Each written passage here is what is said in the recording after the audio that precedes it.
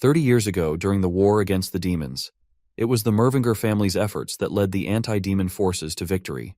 But the cost was heavy. Most of the family was killed, leaving behind only 2 survivors, 8-year-old Elric Mervinger and his sister. Soon, those who once followed the Mervingers turned their backs on the orphaned children. Witnessing such cruelty at a young age, Elric swore to become a powerful wizard one day. But life gave him more lemons. Elric was diagnosed with a rare condition known as mana avascularity, which made it impossible for him to practice magic, turning him into a laughingstock. Despite endless efforts to cure his illness, nothing really worked. Then one day, it seemed his prayers were finally answered. He encountered a dragon, the only hope to cure his condition and restore the Mervinger legacy. To his shock, the dragon was already dead. In its place stood the shadow of a horned man, with an eerie smile. Gazing at Elric, he thinks that he has a new body to possess now.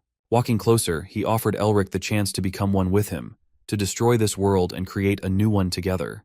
Dark energy began to swirl around Elric's body, occupying his vessel. That's when realization hits him. This had been a test set by the Dark Prince all along. If only he had known the consequences, Elric would have never set out in search of the dragon. Yet even as he stood on the brink, he vowed to himself that he would not let himself be devoured so easily. Elric is given the news about his mana avascularity, along with the fact that the doctors have tried everything to cure it, but, unfortunately, found no solution.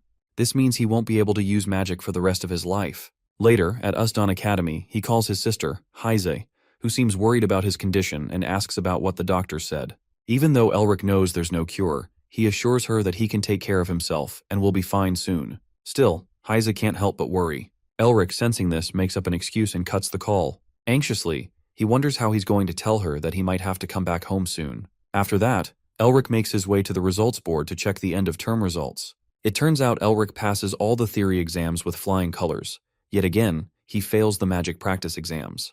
It's his 4th failure in a row, which means he's going to be expelled. He studied every single paper to get the highest rankings. Not just that, he had the brains and a natural instinct to detect and interpret mana, talents any wizard would dream of. Still, no matter how amazing those talents were, his condition made it impossible to practice magic. One of Elric's teachers suggested he become a professor instead, but that wouldn't help him restore his family's glory. Elric's grandfather, Usdan Mervinger, known as the Wizard of the Stars, was a hero in the war against the demons. He built the very school Elric now attends. Being expelled from it would be as humiliating as bringing disgrace to his family name with his own hands. Just then, he hears 2 freshmen gossiping about him and walks up to them. Elric stops them, threatening to report them to their teaching assistant, Sean. The 2 freshmen quickly leave. Later, Elric reads a book, searching for a cure to his illness. Suddenly, he gets slapped. Turning around, he sees it's Sean, furious at him for using his name to threaten people. Sean Neresta is from the prestigious Neresta family. Since the fall of the Mervingers, the Turium has been run by Hexacle, formed by the top 6 families of the Empire. One of them is the Neresta family. Despite all this, Sean is Elric's only friend, the one who's always been there for him. As they sit together, Sean passes Elric a paper telling him about the Diamond Dragon exploration plan. He suggests Elric join the party, since the location of a new type of proto-dragon has been discovered. Hearing this, Elric grabs the paper instantly, unable to believe that the mystical beast, possibly the origin of magic, has been found. His excitement is so clear that Sean starts boasting about how great of a friend he is, but all Elric can think about is that there must be a cure for his illness out there. Still, this isn't a personal project, so the findings would belong to the dean. Suddenly, Elric slams the map on the table and starts laughing like a madman. Sean, a bit confused, watches as Elric points at the map, declaring the den isn't where everyone thinks it is.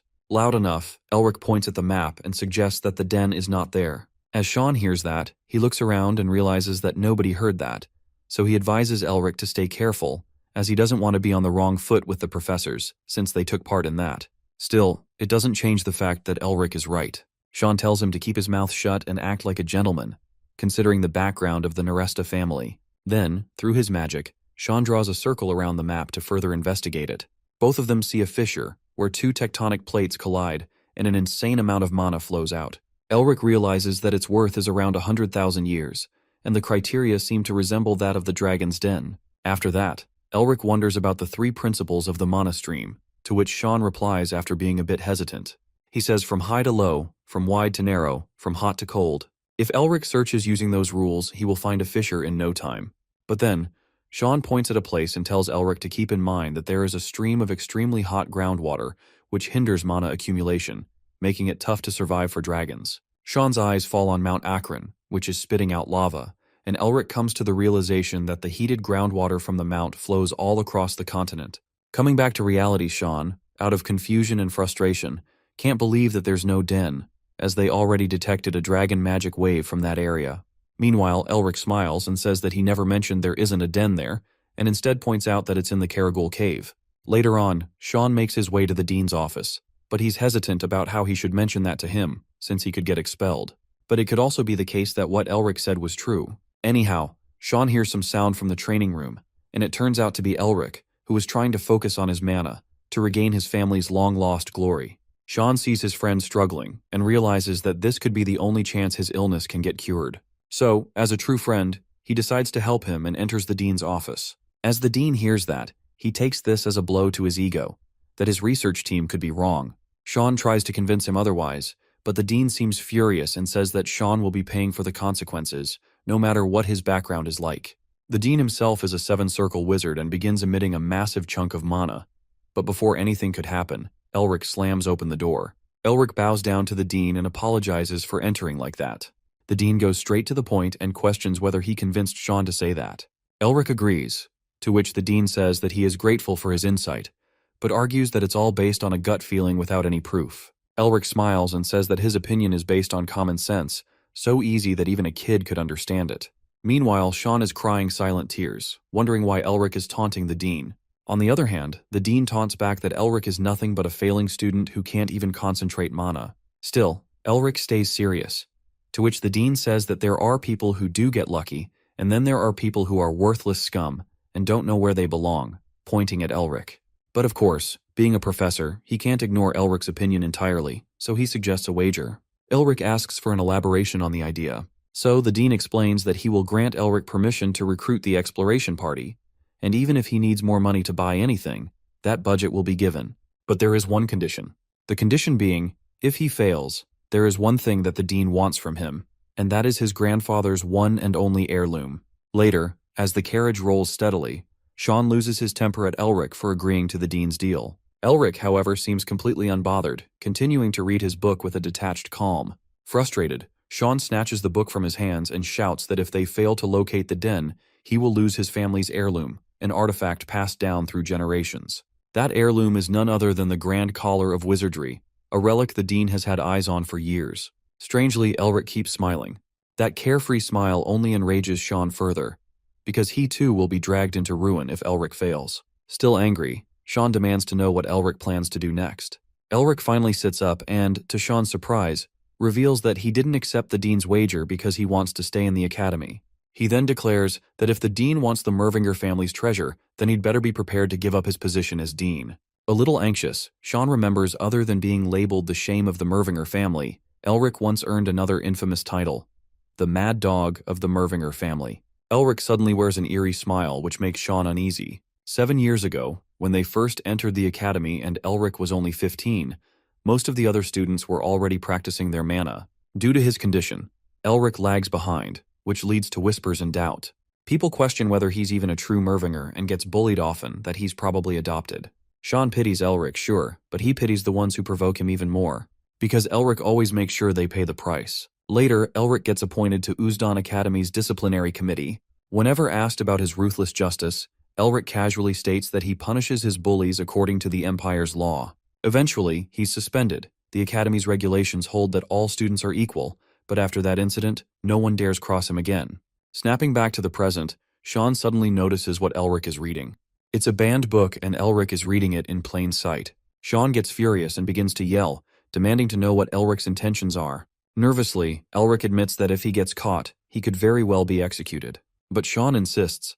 Why is he reading the Tiger King's body fortification? Elric replies innocently. He believes there might be a way to cure his condition in that book. After all, back in ancient times, the Tiger King led the Therianthropes and invaded the Empire. His body fortification made him nearly invincible. It took the Empire's full might to repel the Therianthropes and drive them beyond the borders. A wall was raised to keep them out, and the Tiger King lost the ability to use his fortification. Sean interrupts. Hadn't the scholars failed to restore it? But Elric calmly corrects him. The scholars, in fact, did succeed in restoring it. Now Elric's task is to find a way to apply that to his own body. Sean can hardly believe it, but in the end, he decides to trust Elric. Suddenly, the carriage comes to a stop. Alerted, both Sean and Elric step outside to see what's going on. In front of them stands Liburn and his group. Sean steps in front of Elric, ready to defend him, but Liburn gives up soon, stating that the Dean sent them to offer assistance. At first, Elric finds the gesture suspiciously kind. He doesn't need help, certainly not from the Dean. Sean leans toward him and whispers that some of Liburn's group are concealing their true strength, a move typical of the greedy Dean Veru. But Elric has come prepared. A little while earlier, back at the academy, Veru realizes something that makes his blood run cold. Elric has taken Gehenna's breath and the sky armor with him. Gehenna's breath is a devastating item, containing ever-burning sulfur capable of turning anything into ash. And sky armor, a legendary relic, offers powerful protection against both elemental magic and physical trauma. Varix loses his mind. The idea of handing over 2 4-star items to the mad dog of the Mervinger family is sheer madness. He can't let anyone find out. But a thought crosses his mind. What if Elric really does find the den? Varix mutters under his breath. Elric is a Mervinger after all. To cover his tracks, Veru quietly decides to fire several researchers. After all, how could a mere student discover something that trained scholars failed to see? He shakes off his anxiety with a sinister smile. Varix reassures himself that soon, thanks to Elric's foolish little bet, the Grand Collar of Wizardry will be in his possession. Once he obtains it, the position of minister will be within reach. The hunger for power burns clear in Veru's eyes. Elric may have won the bet, but that means nothing if he doesn't survive long enough to return. Elric deciphers the ancient text, and with that done, Sean traces the lingering mana in the air. Unleashing an overwhelming surge of his own mana, Sean pinpoints the exact location of the hidden den. At that moment, everyone realizes Elric had been right all along. Without wasting a second, Elric turns to the team and shouts that they need to move fast, before the beam of light marking the location vanishes. Hearing this, Sean wastes no time. He grabs Elric by the waist and bolts forward with blinding speed, leaving the rest of the group far behind. A while later, the others finally arrive at the marked location, only to be stunned by what they see, or rather, what they don't. There's nothing there. No cave, no den, just open space. Dragons rarely settle in such exposed areas, adding to their confusion. Liburn, seizing what he thinks is a golden opportunity to humiliate Elric, steps forward with a smirk. But before he can say a word, Elric asks Sean to blast a hole into the ground. Without hesitation, Sean unleashes a massive explosion, carving a deep pit beneath them. To everyone's surprise, a hidden den is revealed below. A dense wave of mana surges up from the depths, taking their breath away. Elric knows that it's just a release of mana, and tells everyone to calm down as they prepare to descend. He leads the way, and the rest begin to follow.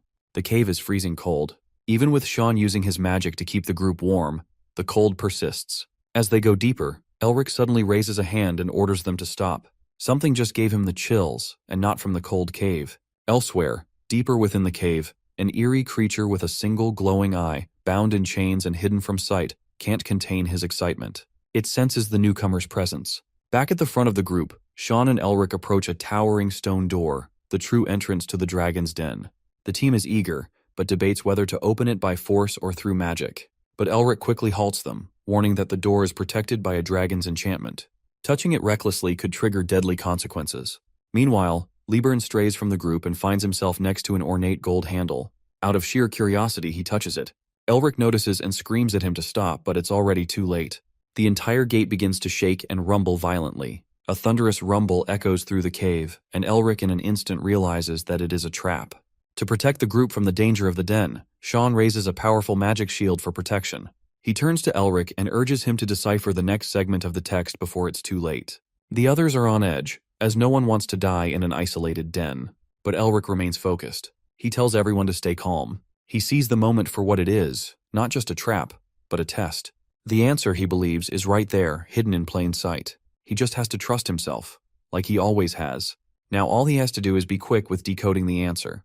As Sean holds the protective barrier and panic stays around them, Elric finishes deciphering the inscription. He turns to the group and urges them to hold it together, because if his calculations are correct, he might just lead them all out of this waking nightmare.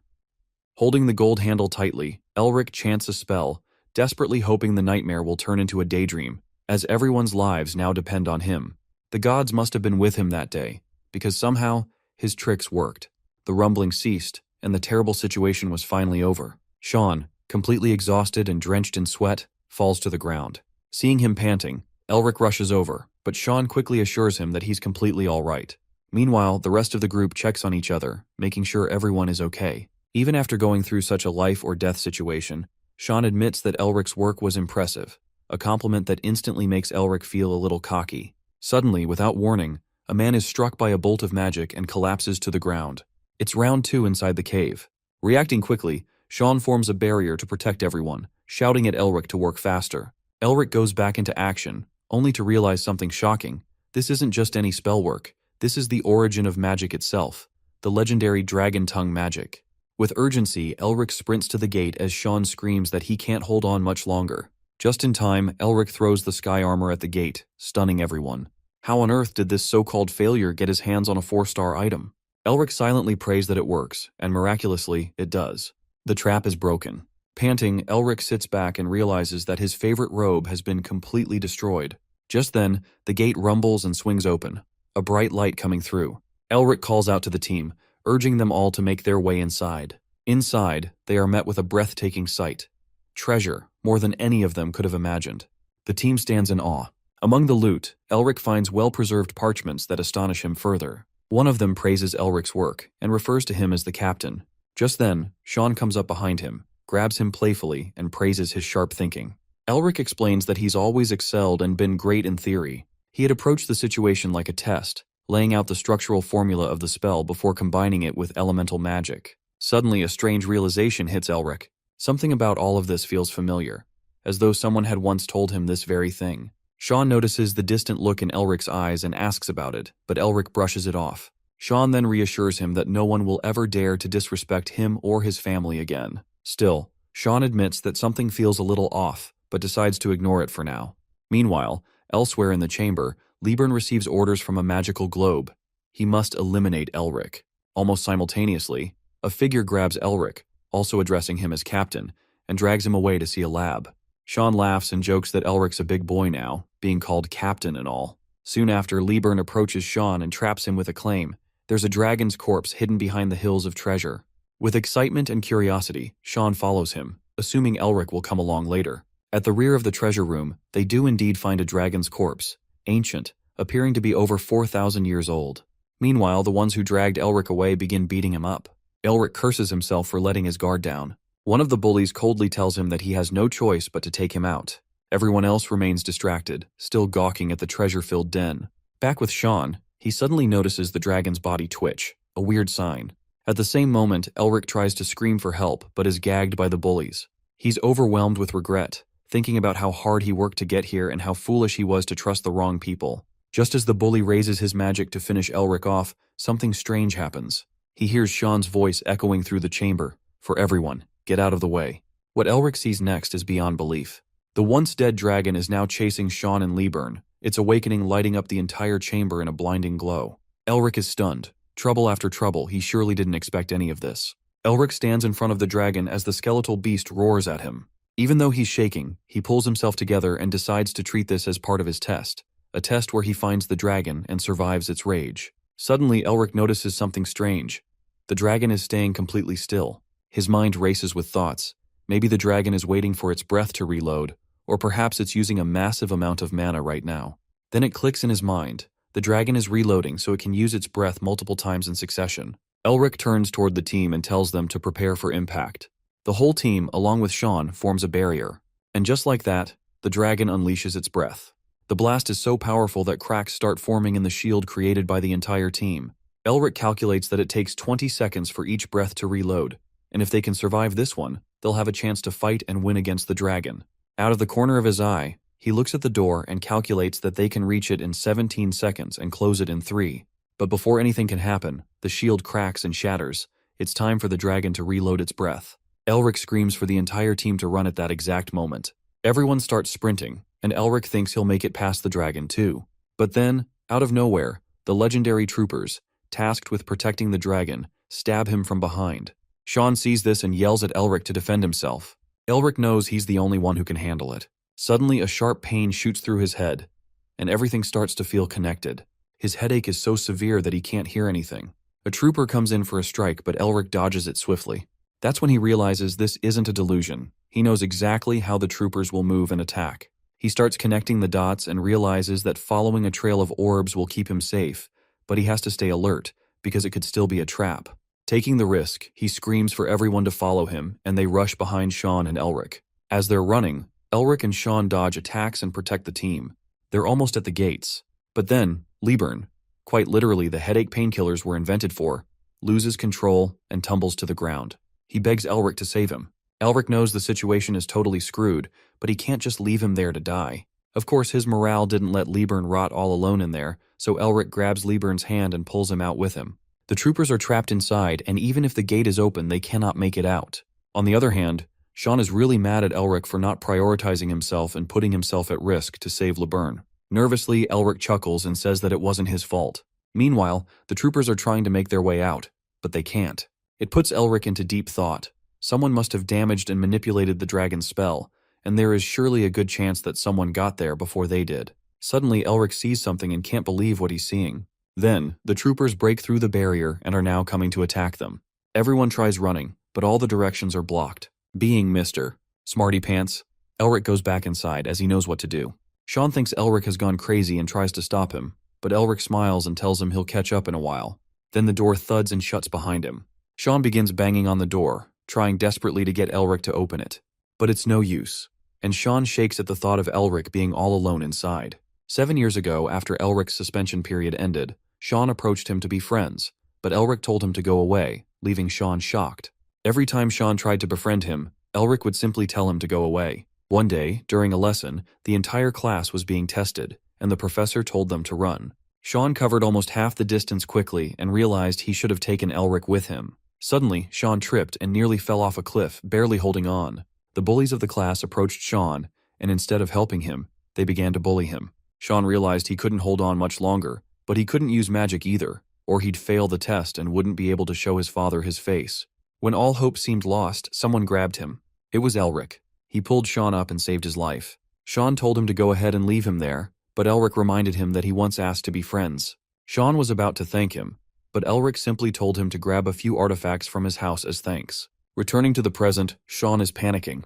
He promises Elric to stay put while he brings his father and the elders of his family to save him. Elric appreciates the effort, but he knows he's not dying there. He runs in the direction of the dragon because he knows exactly what he's about to find. Once Elric gets what he's been looking for, he is now armored, thinking to himself that quid pro quo is what life is all about. Finally, he takes out one of the gadgets he's been carrying for the hospitality of the troopers. Elric pulls out the artifact, which is usually activated by mana, but due to his condition, he can't use it. Still, he releases it, even as his eyes begin to bleed. He decides to use his life energy instead to activate it, convinced that this is all part of the dragon's test. He knows that the dragon is the one holding the answers, and looks toward the spear lodged deep inside the dragon's body. He believes that the spear holds the answers, and if his answer is wrong, he's doomed. Even though it's a 50-50 situation, he doesn't back down, even as all the troopers rush toward him. With the proudest smile on his face, he acknowledges that Mervingers never back down. As soon as he pulls out the spear, everything begins to rumble, and the answer he was expecting turns out to be just a hoax. He doesn't know what lies ahead. All he sees is a man with horns. Realizing the gravity of the situation, he knows he's doomed for sure. The man with the horns looks at him, and Elric feels chills running down his spine. The strange man begins to approach him, while the dragon roars in fury and horror. The battle begins between the dragon and the man with horns, while Elric stands frozen, just watching the scene unfold. The amount of mana being released by the strange man is as powerful as that of an 8-circle wizard, or perhaps even stronger. It takes just one slash for the man with horns to end the life of the dragon right then and there. Elric can't believe his eyes. It was that strange man who ended the dragon. Now, the man begins to approach him again, and as he looks at Elric, he thinks to himself that he has found a new body to possess, one that will allow him to escape the prison he's been confined in for ages. The man with horns tries to lure Elric into becoming one with him, promising to burn this world and build a new one. It isn't a choice, it's more of an order. The man with horns is none other than Mephistopheles, the legendary Dark Prince. 1,000 years ago, the humans managed to confine him, but things have finally changed, and now he has found the perfect vessel to possess.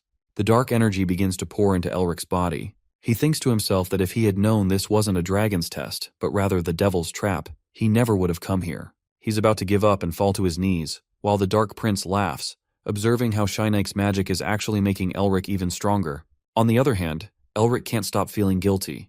His whole family gave their lives to drive out the demons during the war, and that sacrifice took everything away from him and his sister. They were left alone in this cruel world. Even the person they trusted the most turned their back on the poor kids and left them deserted. All Elric ever wanted was to get rid of his illness and bring glory back to his family's name, to make all the betrayers regret the actions they took. Poor Elric is about to give up when suddenly he realizes he hasn't even started yet. He has to fight back because a true Mervenger doesn't get dragged into evil like this. With that resolve, he begins to fight the evil with all his might and will, hoping that his voice will reach his descendants someday in the future. He throws out the spirit of the Dark Prince from his body, leaving even Mephistopheles in shock at the amount of power he felt coming from Elric. Elric Mervenger stands tall, mana radiating from him, so much so that, for the first time, the Dark Prince feels fear in the presence of a human.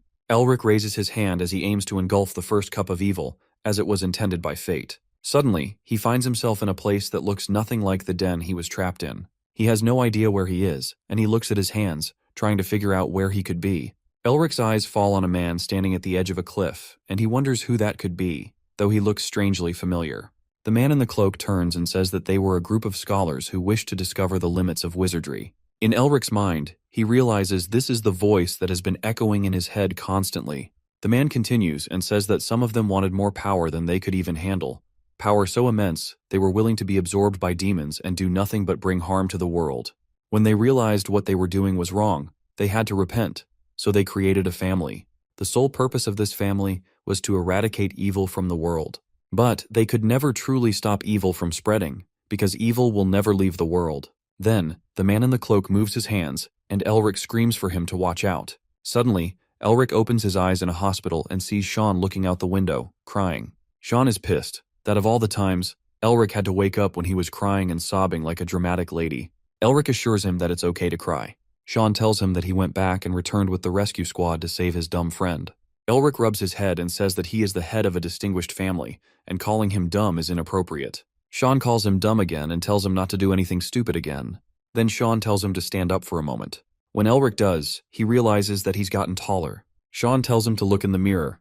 When Elric sees himself, he wonders what happened and when he changed so drastically. With concern, Sean asks what happened back in the den and what happened to the dragon. Playfully, Elric looks at him and says that he can't tell him at the moment. Sean feels offended. It sucks to have a best friend who keeps secrets. After that, Elric asks Sean about the den, and Sean tells him that his family is protecting it, keeping everyone out since it now belongs to the den's finder, Elric.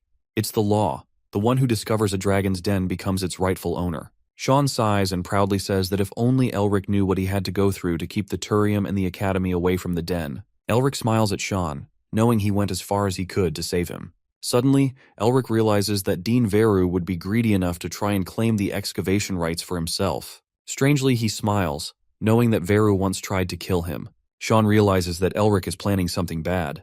Elric asks him for a favor, but Sean pretends he can't hear him. Still, Elric says it anyway. He needs Sean to spread the word that he is injured and unconscious, and no matter what noise Sean made, he still ended up hearing him. Sean does what Elric tells him to do.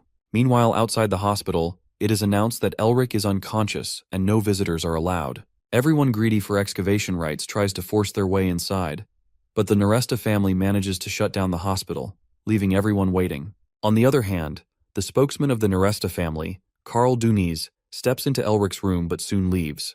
As he exits, Elric turns and says to someone, "When is he going to start talking and stop staring at him?" He calls that person Mephisto. It is none other than the Dark Prince himself, who takes serious offense at being called that. So, Elric suggests another name, but the Dark Prince doesn't like that either. Elric holds his chest as he realizes he knew all along that the dragon heart is the source of the absolute power of the proto-dragons. He wonders if that was the moment when the dragon heart entered him, but something feels different, because he remembers the Dark Prince tried to use his body as a vessel. So, he turns to the Dark Prince for answers. In the prehistoric age, when the rule was in the hands of the gods, there were 4 servants to the Dark Lord.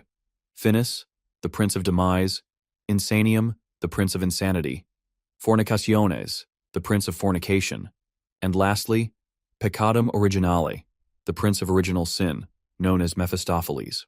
He was the greatest Dark Prince, who is now bothering Elric just to be called by the right name. Coming back to them, the Dark Prince is acting like an angry girlfriend, but Elric doesn't seem to care much. Elric wonders whether all demons are that stupid, or if the Dark Prince just has hearing issues. The Dark Prince gets angry that he waited for 1,000 years only to have his mana stolen by a human. The same Dark Prince who once had plans to have the entire world at his feet. but he did not know what destiny had in store for him. Shinnake, the king of dragons, was the only one who got in the way of the Dark Prince and planned to keep him buried with him for eternity. Since then, the Dark Prince has done nothing but wait for a whole 1,000 years, until one lucky day, Elric came exploring the den. The very human he wanted to possess had also passed all the tests laid by him. He was inches away from getting what he wanted, but all his efforts went in vain, and all he has left now is just a glimpse of his dark powers. Quite literally, he can't understand what kind of magic Elric used that enabled him to absorb all his mana. Meanwhile, Elric just thinks that Mifi is a drama queen. That pisses off the Dark Prince, and he says that all the Mervingers are arrogant. As Elric lays down, he thinks about the monologue, hoping that their voices can reach their descendants someday in the foreseeable future. Suddenly, he thinks that the voice he has been hearing all along was his grandfather's. He remembers the very first thing the voice ever said to him, to engulf the first cup of evil, as was intended by fate, which could have meant absorbing the powers of a demon. He looks at the collar, shocked. This collar must be the tool that lets him consume the Dark Prince, and possibly many more demons. Elric glances at the Dark Prince with a side eye and wonders if he could absorb other demons like that, which implies that there are second and third cups still to come his way. This realization excites him, and the next thing he does is take the Dark Prince into the mountains. But he needs to check something before he figures out how to use the collar, so he starts meditating.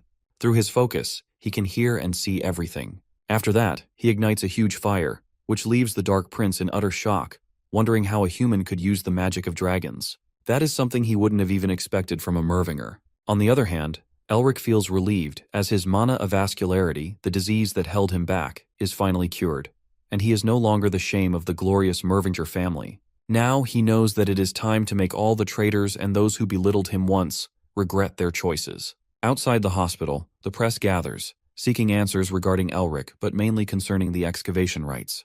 However, Carl shuts them out, saying that further details will be given through the Turium and that a written statement will be provided. Then Carl walks up to Sean, shaking and begging him to never make him do that again. Carl seems serious about his social anxiety issues, but Sean brushes it off. Then, Carl reminds Sean that if people find out he's been handling things like this, the royal family and the Turium will be very mad at him. Sean assures him that Elric has a plan, and all he has to do is have faith in him. A while ago, Elric was in his room, thinking that the higher the stakes, the greater the rewards. That alone is enough to stress Sean out, since Carl just informed him that Elric left on his own, only leaving a note that he would be back soon. Suddenly, Carl sees an envelope, gets nervous realizing the gravity of the situation, and makes Sean aware of it. Out of nowhere, the gate blasts open, and in comes Sean's older sister Tasha, confronting him for doing something behind her back. Tasha is the Phoenix Witch. Unsurprisingly, Sean seems stressed by her sudden entry. The royal family, the Turium, and the Societas Fide have produced the top 3 geniuses of the contemporary era, referred to as the 3 Stars, or the Tristellar, who guide the Empire to glory. Tasha is one of the Tristellars. Tasha grabs Carl by the ear, wondering why he didn't give her letter to Sean, and he apologizes while being nervous, saying he's just been really caught up with his duties. Sean sweats and wonders why she's really here, and she says that she practices medicine and heard Elric was injured, so she came to help him. Sean knows he's screwed if she goes into that room, since Elric isn't there, so he needs to make her leave right now. But Tasha doesn't look like she cares one bit, and she reminds Sean who she really is. She gets straight to the point. What happened to the excavation rights to the den? Sean completely forgot that his sister has a thing for dragons, but he tells her that's for Elric to decide, not him. She understands, and she takes her leave, waiting for Elric to wake up. Right before she leaves, she tells him that his big sister is going to spank him for being a bad boy. Sean is terrified enough to crap his pants and hopes Elric comes back soon. On the other hand, Carl admits that he is about to faint as well. Meanwhile, the news is spreading everywhere that young Mervinger is still unconscious, and people wonder what will happen to the excavation rights.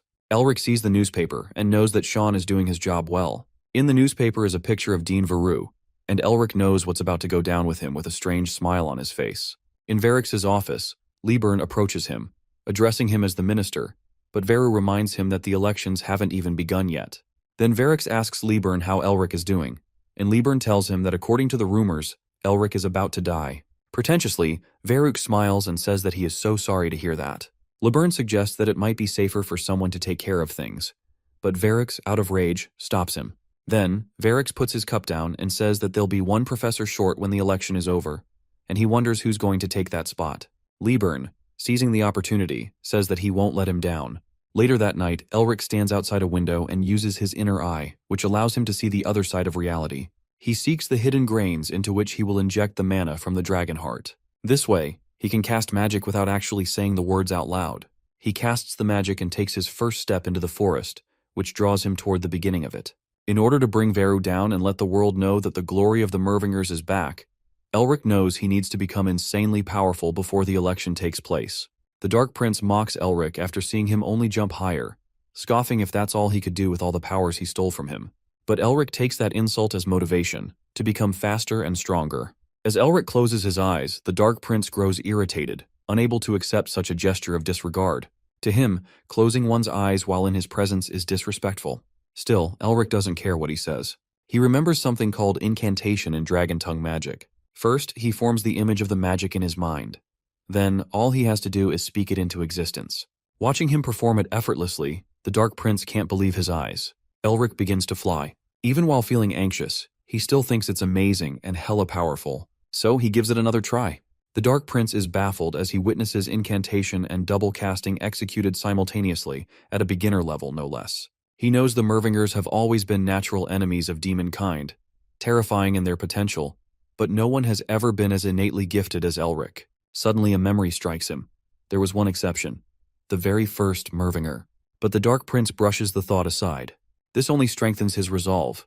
He must possess Elric soon, before he grows even stronger. He starts plotting how to do exactly that, all while following closely behind. Meanwhile, Elric reflects that while incantation is powerful, he's still too inexperienced to wield it proficiently. He needs a teacher, someone who understands dragon magic inside and out and can keep this secret. He certainly can't trust anyone from Varric's academy. Whoever it is must be as powerful as one of the lords of the Hexacle. With no suitable candidates in mind, Elric almost gives up. But then, he remembers the best teacher around, the Dark Prince Mephis. So, Elric asks him directly if he would teach him. Mephis scoffs, wondering why he should. After all, what's in it for him? Elric lays down a bold offer. He'll use alchemy to create Mephis a new body, but only if Mephis trains him. Mephis tells him he's getting ahead of himself, but Elric reminds him that Mephis has little to gain if Elric doesn't become stronger. Acting like a sassy girlfriend, Mephis huffs, questioning why he should teach someone in weeks what took him eons to master. Instead, he offers Elric a deal. Become one with him, and he'll teach him everything, while secretly plotting his own dark agenda to take over Elric's body bit by bit, chipping off his soul. Elric, of course, finds him damn annoying, but he knows he holds the better bargaining chip. In response to Mephis's melodramatic rant, Elric shuts him up with a silly incantation, one that transforms the Dark Prince into a kawaii version of himself. Infuriated, Mephis rages even harder, while Elric cringes so hard at the sight that he nearly barfs his guts out. Elric, seeing the bunny ears on the Dark Prince, almost faints and barfs his guts out as he couldn't handle the cringy look. He hands over a diary and guides him to write down everything he knows about dragon tongue magic. If the notes are useful to Elric, he promises to unlock the curse. Later on, Mephis, clearly pissed, says that he endured 1,000 years of imprisonment, and this silly little incantation can't break him. Then Elric gets up to train. A few hours later, when the sun has gone down, the Dark Prince tells Elric that he will be kind and forgive him, only if he begs on his knees. But well, the young Mervinger really doesn't seem to care. Days pass, and Elric still hasn't asked for Mephis's help, which makes him pretty bored. So, Mephis starts writing down the basics of dragon tongue magic, while Elric stares at him and calls him a cutie pie. Being the Dark Prince, he takes this as an insult to his ego and decides not to give in, so Elric turns him into a dog in a suit. Then, he starts reading the basics of dragon tongue magic, but it is ancient knowledge he has never read about. Gaining the knowledge, he turns Mephis back into a human and asks for elaboration on the notes he made. If he finds them pleasing enough, Elric promises to let him talk too. He proceeds to point out that every chapter must be longer than the last, so Mephis has to write another chapter in order to speak for the next 3 days. Elric asks for a few more things to be thrown into the chapters, which enrages Mephis even more, but he chooses to wait, because he hid some black magic in those chapters, magic that will soon devour Elric's body and soul. A few days later, Elric realizes that just by learning the basics, he has gotten really strong. This confuses Mephis, as nothing seems to be happening to Elric, even though he clearly hid the black magic in those chapters. Elric catches on from Mephis's expressions and wonders why he looks so stressed. Mephis tries to hide it, but Elric confronts him, saying, he really thought he was stupid enough to start training without observing things? Hearing that pisses Mephis off, as all his hard work of writing the spells goes in vain. But now Elric wants to know more. to which Mephis says that he has nothing left to tell him, except for his secret charms. Charms are the highest form of incantation, like the voice of God. Mephis is sure that Elric would not understand, even if he told him, and Elric realizes that he's not lying anymore. Then, Mephis says, magic is perfected on the battlefield, a saying the Mervingers used to go by. Elric knows that this is a phrase from their ancestors, who protected their lands from the demons' invasion. His father used to teach him about the history of the family who stood their ground on their war-damaged lands.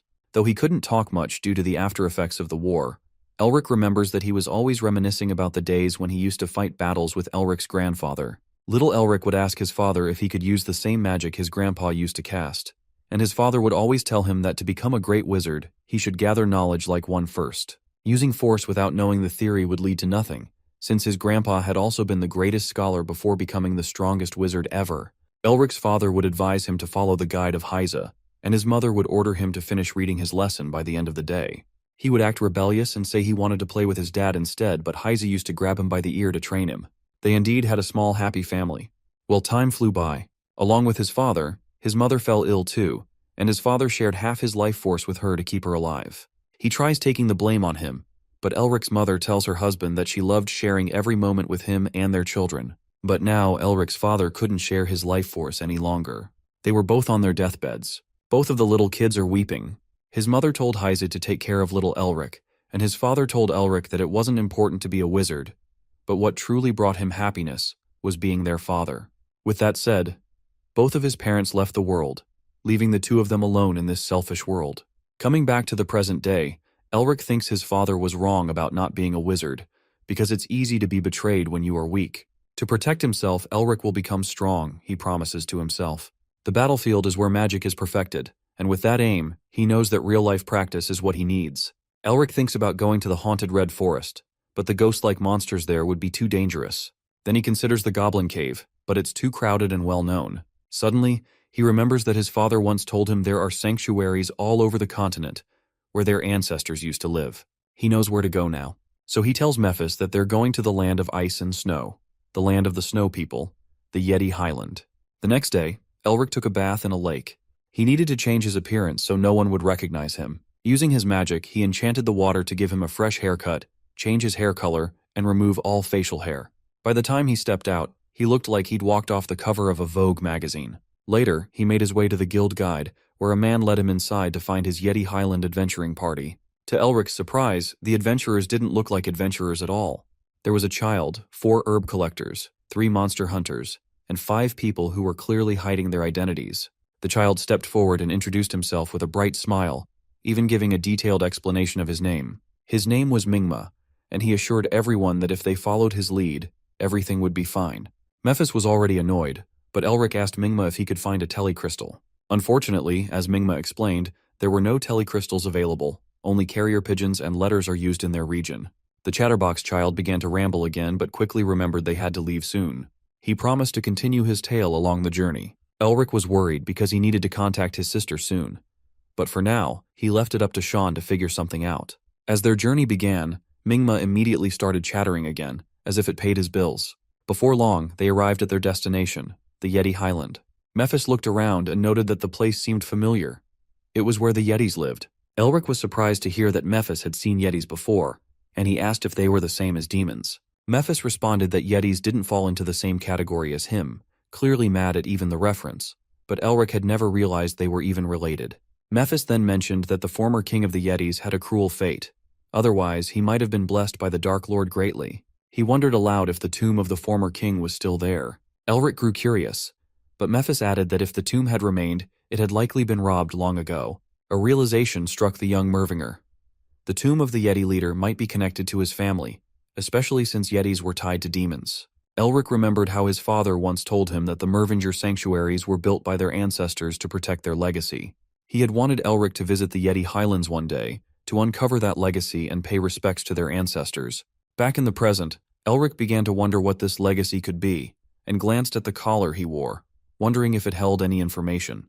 Meanwhile, Mingma spoke of a myth from his tribe, a tale of a woman betrayed by her husband and left alone in the snowy wilderness. She died, but not permanently. Mephis, growing increasingly irritated, snapped at Elric to cast a spell to shut the chatterbox up. Elric, ever observant, noticed something unsettling. There were no snow people around. Just then, Mingma announced that they were about to enter the tough part of the path after crossing a hill. The group settled down to rest and eat for a while. Elric glanced at the other adventurers, and something about them stood out. They didn't seem like ordinary travelers. They resembled knights in service to a noble family. He wondered what their true mission was, and whether it had anything to do with him. Among them, one cloaked figure seemed to be their leader. When the cloak came off, it revealed a young woman. At the sight of her, some of the men began to harass her, until Chen, one of the knights, stepped forward to defend her, recognizing her noble status. The lady screamed and asked Chen to lower his sword, and he obeyed her, though his rage was apparent. Elric and Mephis quietly watched the commotion. Then, without warning, someone shouted for everyone to run. Panic broke out and people started looking, wondering what's about to happen. There was a sudden and massive attack on the entire team. Everyone immediately began to defend themselves, while Chen screamed for them to prioritize defending the noble lady. The whole scene reminded Elric of the den. Multiple Yetis had launched the attack, and Elric quickly formed a magic barrier to guide and protect everyone through his magic, but many were still being taken down. Elric and Mephis exchanged a side glance. Naturally, seeing the humans getting destroyed brought a bit of joy to Mephis. Elric had heard that snow people typically moved in groups of 10, but these numbers were far greater. Chen fought fiercely, determined to wipe out as many of the Yetis as he could. Meanwhile, Mephis couldn't keep his mouth shut with his constant commentary, especially since this was Elric's first ever practice on hardcore difficulty. Wanting to concentrate, Elric silenced Mephis with an incantation. Still, Elric found the experience exhilarating as a first practice. He watched Chen use his knightly aura to decimate the Yetis. Elric wished he could observe more, but he had to join the fight, as the invasion of snow people posed a serious threat, and there was a high likelihood that more would follow. If they struck quickly enough, they could take the lead in the battle. Next, Elric deactivated his disguise and summoned his armor. He reminded himself that he had saved this particular spell using Memorize. The Yetis seemed unstoppable, though his presence left them somewhat confused. Elric wasn't sure if his attack spells would be effective on them, but he knew he had to at least slow them down. With that said, Elric began kicking and slaying the monsters, casting various spells such as Explode, Burn, and Penetrate. His powerful attacks killed many of the Yetis, leaving only 2 remaining. The surviving Yetis attempted to silently sneak away, but Elric, ever alert, cleverly cast his Bind spell on them before they could escape and save their butts. After killing all the Yetis, Elric panted. Yet he loved the experience. He left one of them alive, got on his back after tying him up, and summoned Mephis. He called out for him, not remembering he had tied up Mephis's mouth a while ago, and Mephis was pretty upset about it. Elric released the incantation, and Mephis could speak again. Then Elric asked Mephis to translate whatever the Yeti said. Elric turned to the Yeti and gave him an offer. If he told Elric where his village was, he would let him live. Mephis translated that the Yeti asked to be untied and promised he would tell Elric everything. Elric was a bit hesitant, but Mephis said that negotiation through conversation would be better in circumstances like this. So Elric snapped his fingers and released the ties on the Yeti. Mephis began to whisper something to him, and the Yeti smiled at Elric in an evil way. What Mephis had said to the Yeti was to team up and wreck Elric. The Yeti suddenly moved to attack Elric, but his fast thinking saved him, and Elric bound the Yeti again. Now the Yeti and Mephis were both scared of Elric. Since Elric had regained the lead, the Yeti decided to show the way. Elric gave Mephis a polite reminder that back in the day, Mephis had killed the innocent snow people. Suddenly Elric stopped. He thought about how the powers of the ancient proto-dragon and Mephis were stored in his heart, and that he was only able to use 3% of their actual potential. If he were to use all of that power beyond his current limits, his body would explode, and he would die. He realized that fighting like this could get him killed, yet he didn't want to give up, since he wanted to restore the honor of his family's name. Elric thought about the noble lady and wondered if she was okay. On the other hand, Chen and the other knights had defended themselves, but the noble lady noticed that one of them was missing. Chen assured her that he must have run away or hidden himself, but that didn't stop her from worrying. Back to the young Mervinger, he reached the village of the Yetis and told them to lead him to their leader. Hearing this, the Yetis made way for the leader, and he came near Elric. Although Elric was a bit afraid, he proceeded to ask his questions. Under his cloak, he was protecting himself. If things went south, he'd have to take down the leader first. The leader of the Yetis noticed his green eyes and asked Elric for his name. Elric introduced himself, and the Yeti began to lead him somewhere. They walked as the Yeti told him that there used to be a legend in his tribe. Ages ago, there lived a mighty king who ruled the snowy mountains. There was a human being who was the king's only friend. The human had shiny green eyes and went by the name of Mervinger. That shocked Elric, as his ancestor had been a friend to the king of the snow people. Furthermore, The Yeti said that the leaders of his tribe had been taking care of the human's house for generations. Elric wondered where the house was located, and the Yeti pointed deep into the cliffs, revealing its location. After focusing for a bit, Elric realized that there really was a house down there. The leader said they went down there once a year when the winds were quiet. Mephis once again started with his commentary that Elric needed a powerful spell to go down there, or else he'd die if he didn't use one. But Elric, knowing he could die from the winds too, still ended up surprising Mephis and jumped down the cliff with a smile on his face. As soon as Elric jumps, Mephis thinks he's a lunatic but follows him, certain that Elric is going to die. Elric notices that the winds are way stronger than he expected them to be. Mephis seems to care about him and tells him to concentrate or he will end up losing his life. So Elric focuses and takes one step at a time, landing on the ground after jumping various times on the cliff as if he's walking. As he reaches the ground, he sits down and says to Mephis, "That's how he works." Then, Elric makes his way toward the house and sees that the door is locked with ancient magic. After thinking for a bit, Mephis suggests that he should try entering a mana pattern in words. So Elric tries various words like Dark Prince, Mervinger, Demon Hunter, Yeti, etc., but none of them work.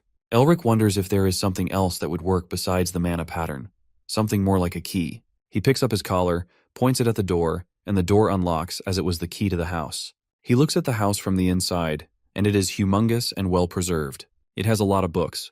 He picks up a book named Fundamental Principles of Wizardry. He knows he's going to find a good fortune of knowledge over here. Meanwhile, Mephis looks around, knowing that this is the residence of the Winter Sage. Elric hears that and pops out, wondering what he is talking about. Mephis brushes it off. Elric can't help but think that something must have happened to him since he knows the king of the Snow People and his ancestor. Then he looks at a book named The History of Mervingers. Elric flips open the book and reads that destroying evil in its path is the sole duty of their family. That's what he heard in his dream as well. He reads further that TGE mission was bestowed upon their family by fate, and it is very much achievable. If only they could ingest them properly, swinging at evil again and again could bring about a new wave in wizardry. The book also says to eat, swallow, and drink, which means to feast on evil until he is full of it, and then turn it into something meaningful. Suddenly, his collar begins to shine and crackle, and the collar says to him, "Young Mervinger, you have passed the test of Grand Collar of Wizardry, and swallowed your first cup of evil, and now the next path shall begin." Suddenly, Elric opens his eyes into a strange place. He gets up and hears someone approaching him. The man says that he must be the young blood from the future who came to take over their duties. Elric gets up, and the man introduces himself as Otto Han Mervinger, the guide of the young Mervinger to their family's fate. He was one of the top 5 ancestors of the Mervinger family, and was the first to systematize the family's magic. Elric asks him if he is the Winter Sage, and Otto Han wonders how he knows that. Elric elaborates that Mephisto told him that, and suddenly realizes that Mephis is not with him. Otto Han realizes that the first cup of evil that he swallowed is the Dark Prince. Otto Han seems proud that his descendants are doing better than he expected. Meanwhile, on Mephis's side, he's just hanging out at the Mervinger house alone. Elric quickly asks what Otto meant by the fate he speaks of. Otto Han smiles and keeps his hand on Elric's head, knowing he must have quite a lot of queries regarding why they have to learn it this way instead of just being taught. So, he answers that the family has prepared something like a cartwheel. Once it begins to roll, they can't ever stop it. With that said, he releases a load of his mana. Then, he continues that they couldn't let it fall into the wrong hands, so this is why they test their descendants, even if it takes ages. But since Elric has passed their test, he gets to decide if he should stop the cartwheel or let it roll. Elric still doesn't understand the will of his family, but he decides to go with it, to restore his family's honor and succeed the will of his grandfather and ancestors, the true heroes of the Empire. This would also make him known as a great wizard, which has been a lifelong dream of his. Otto Han lets the ball of magic slide from his hand, which bursts with a huge flame, which paves a way. Hearing Elric, he gets pretty excited to see the ambition, then takes him to the cold, freezing mountains. Elric wonders where they are, and Otto Han makes him aware that this is where he will be tested for his first mission. The weather is making Elric shiver, but he knows that if he passes this, he will become insanely powerful, and the thought makes him smile, something that impresses Otto Han greatly, seeing the ambition of a Mervinger. Then, Otto Han points at a place of darkness, and after focusing for a bit, Elric sees a figure tied up in the darkness and wonders what that is. Otto Han tells him that it is the Mountain King, who is the only man to ever rule these mountains. The Mountain King had a dream of bringing the Snow People back to being demons before they were cast out. His motivation got the best of him, and this corrupt evil spirit is what became of him, as narrated by Otto Han. Furthermore, Otto Hahn tells Elric that the second cup of evil that he will swallow is the Mountain King. Hearing that, Elric almost pisses his pants, unsure how he will fight him. But Otto Hahn tells him that he has to devour it. Further, he explains to Elric that from now on, he must devour the demons and rid them of their life source, the seal. Elric doesn't know what that is, to which Otto Hahn explains that demons are born when dark, primitive emotions of the living, such as fear, depression, and resentment, gather around a conscience of their own, better known as an ego. A demon's ego is what decides the nature, rank, and identity of the demon, and the seal is the heart of the demon in which the ego is stored. Otto Hahn points at Elric's arm and tells him that on his arm is the core of Mephisto's identity. It's the seal of the Dark Prince. What Elric has to do is hunt them down and rob them of the root of their identity. Devouring a demon will make their powers his. Then, Otto Hahn begins to walk away, while Elric wonders how much stronger he will be if he can have that monstrous power for himself. The last thing Otto Hahn said to him was that he is trying to devour the demon, not trying to defeat it. Then, Elric flies toward the region, wondering what Otto Hahn meant, emphasizing the word devouring. The Mountain King feels the energy of Mephisto and Mervinger, and now they have to prove themselves to him. The Mountain King orders his minions, the guards of the king, to stop Elric. Elric observes that there are so many of them, and each one is more powerful than the ones he has fought until now, especially the Mountain King himself. He knows that if he could use a seal of original sin and the abilities of the Dark Prince, he could wipe out all of them, including the mountain. But the problem is, he doesn't know how to use it. Using his powers on his first test feels kind of like cheating, so he uses Magic Explode to create an explosion. What he wasn't expecting was something sharp in front of his face, and at that moment, he seemed pretty much fearful. Then, Elric proceeds to use his spells, Rise and Penetrate, against all the snow people, which proves to be a good strategy to defend himself. After that, Elric says to them that before they were cast out, they were demons, and so they should understand what happens to those who don't have power. Hearing that, the snow people become furious and charge at him, determined to end him.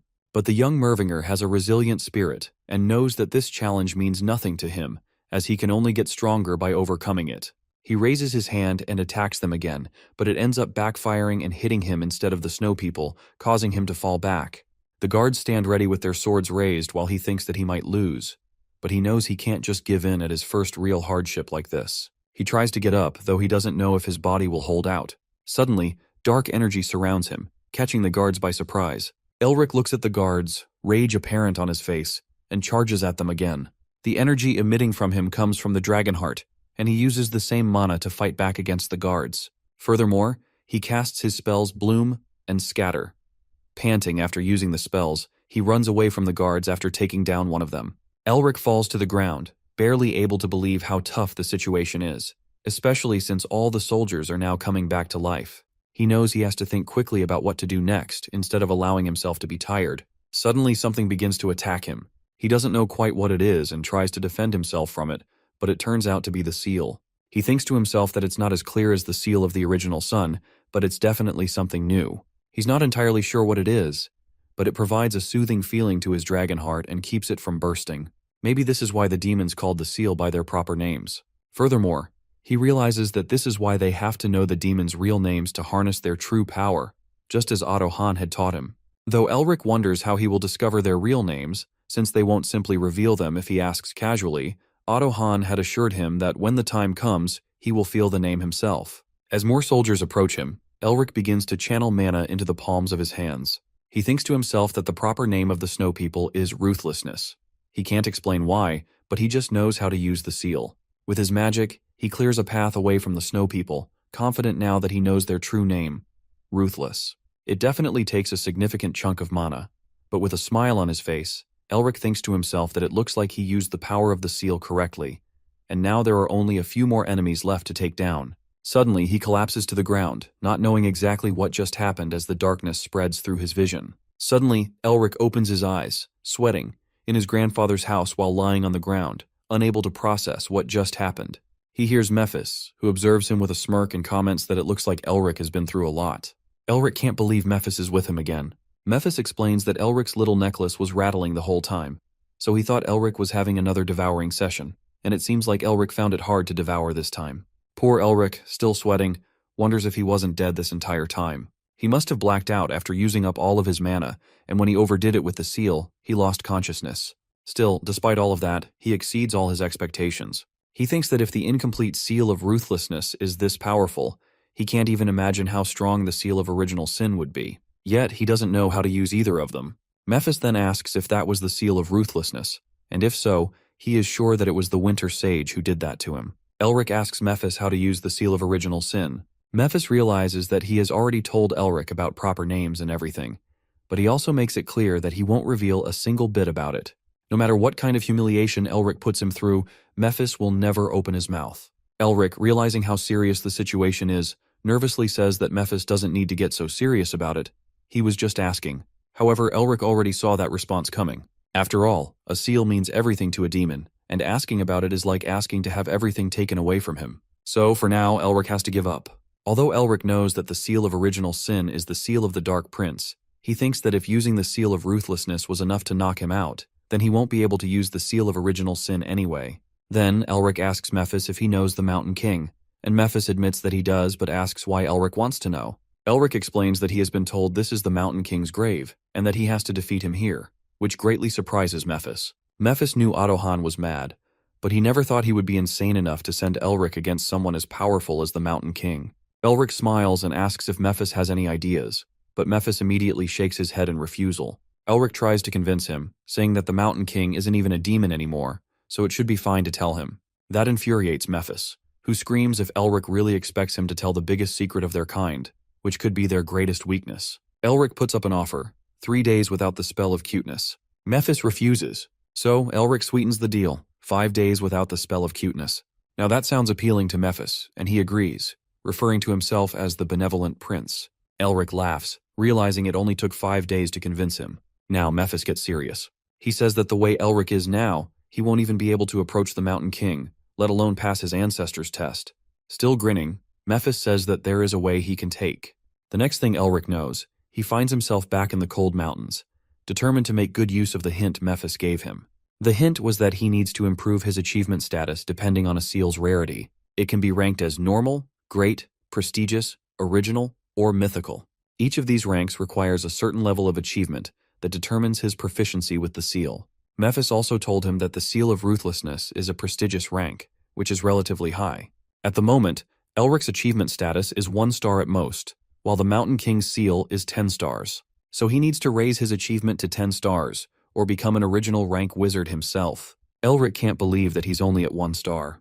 But he is motivated to show everyone the grit of a mervinger. He doesn't care if he has to do it 100 or 1,000 times, he will devour all of them. Now Elric finds himself in the cold mountains again, facing the Mountain King once more. He knows that battling all the soldiers only raised his achievement status to 2 stars, which means he will have to battle the Mountain King directly to raise his stars further. He sees the black cloud of dark energy, which at first he thought was just the shadow of the Mountain King. He wonders how powerful the Mountain King must be to still be this strong even after death. He questions whether Ottohan actually wants him dead, considering the task he's been given.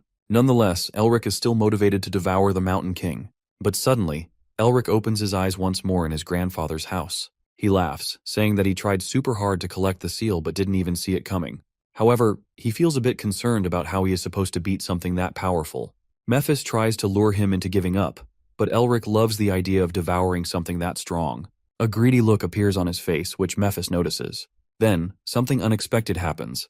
Elric asks Mephis if the Mountain King was actually a female, which makes Mephis visibly flinch. Elric stares at him, and Mephis gets weirded out, asking why he's looking at him like that. That's when Elric realizes that something must have happened between the Mountain King and the Dark Prince. Something fishy and fruity. Something he will find out with time. His priority right now is to devour the Mountain King, even though he's not exactly sure how he's going to do it. But one thing is certain, he will figure it out after he beats her to the ground. Elric leaps towards the Ice Mountain King, yelling at her to die. The Ice Mountain King uses her ice spell on Elric. Elric feels the pain in his body and head. After that, Elric breaks the Ice Mountain King's ice spell, realizing that he is slowly getting closer to her, little by little, and can finally see her face. The Ice Mountain King growls at Elric, and he realizes how to use the Ice Mountain King's seal of cruelty. Elric knows that it is difficult for someone like him, who had just attained the seal, to surpass the being who had already mastered it. He thinks with determination that he will surpass it.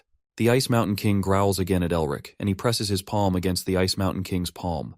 Elric mutters that he will surpass it, even if he has to steal everything from the Ice Mountain King. The Ice Mountain King throws Elric away with her ice spell, and Elric falls down.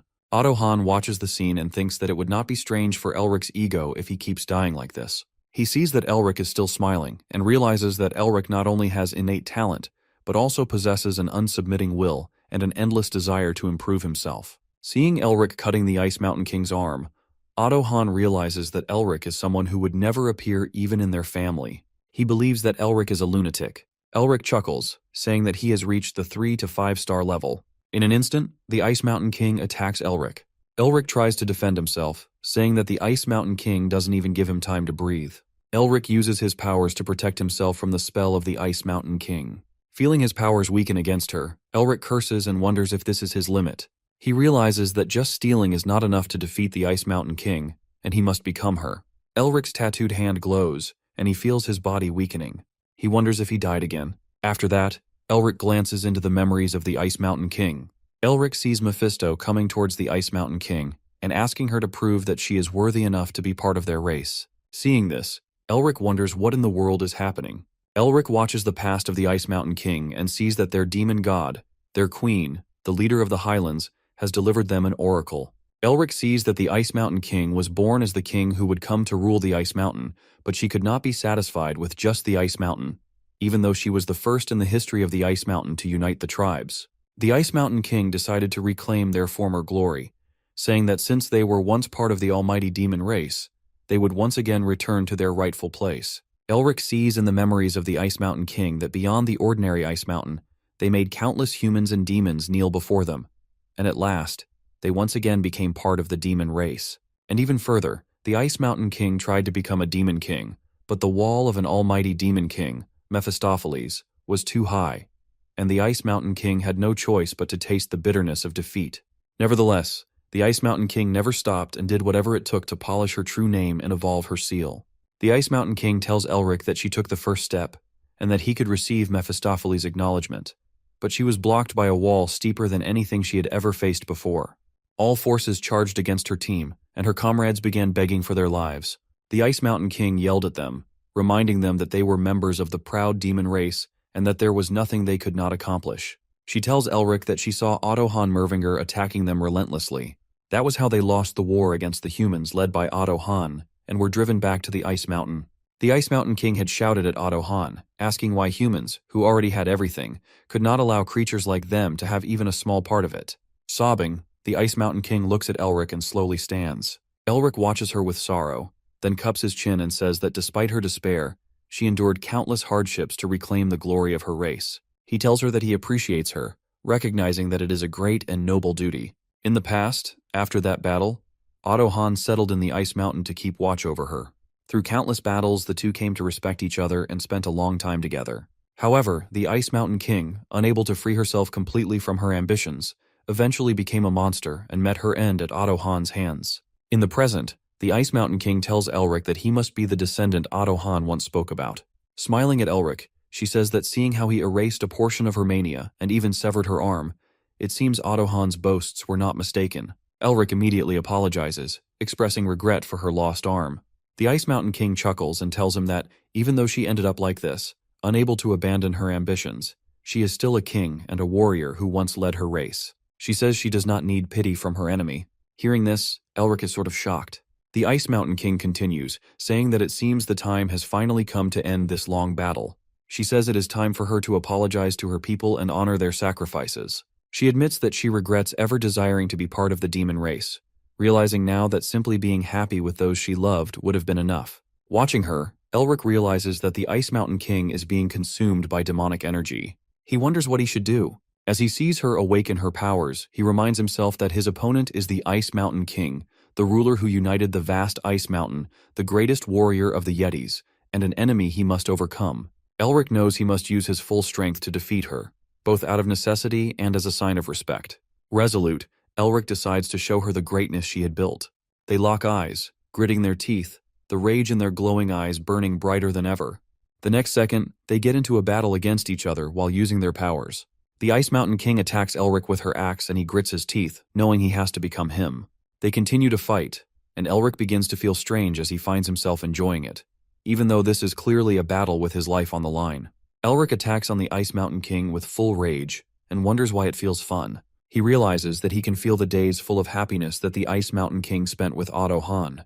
The Ice Mountain King pushes Elric away, but he blocks his attack. They both leap and land in front of each other once again, having reached their limits. They prepare for the final blow, knowing the battle will be decided at this moment, with the technique that brought countless races to their knees, which is the Ice Mountain King's secret art, Icebreaker. They both glare at each other and press their palms together. The ice begins to crack and Elric unleashes the final blow. The Ice Mountain King chuckles and thanks Elric in the end. Elric looks down and widens his eyes as he sees the tears into the Ice Mountain King's face. Then, the Ice Mountain King smiles and begins to disappear into a glowing light. As she vanishes completely, Elric notices the flowers blooming on the place where she once stood. He wishes for her soul to rest in peace and realizes that his first assignment has come to an end. Otto Hahn claps for Elric and compliments him, saying that he actually managed to swallow the Ice Mountain King. Elric asks him if the first assignment is way too hard from the start. Otto Hahn replies that anything goes in their family. He says to Elric that he cannot call himself a mervenger if he cannot overcome something like this. Elric sighs and realizes that this is why Sean calls mervengers egoistical. Otto Hahn walks towards Elric and admits that he is still surprised.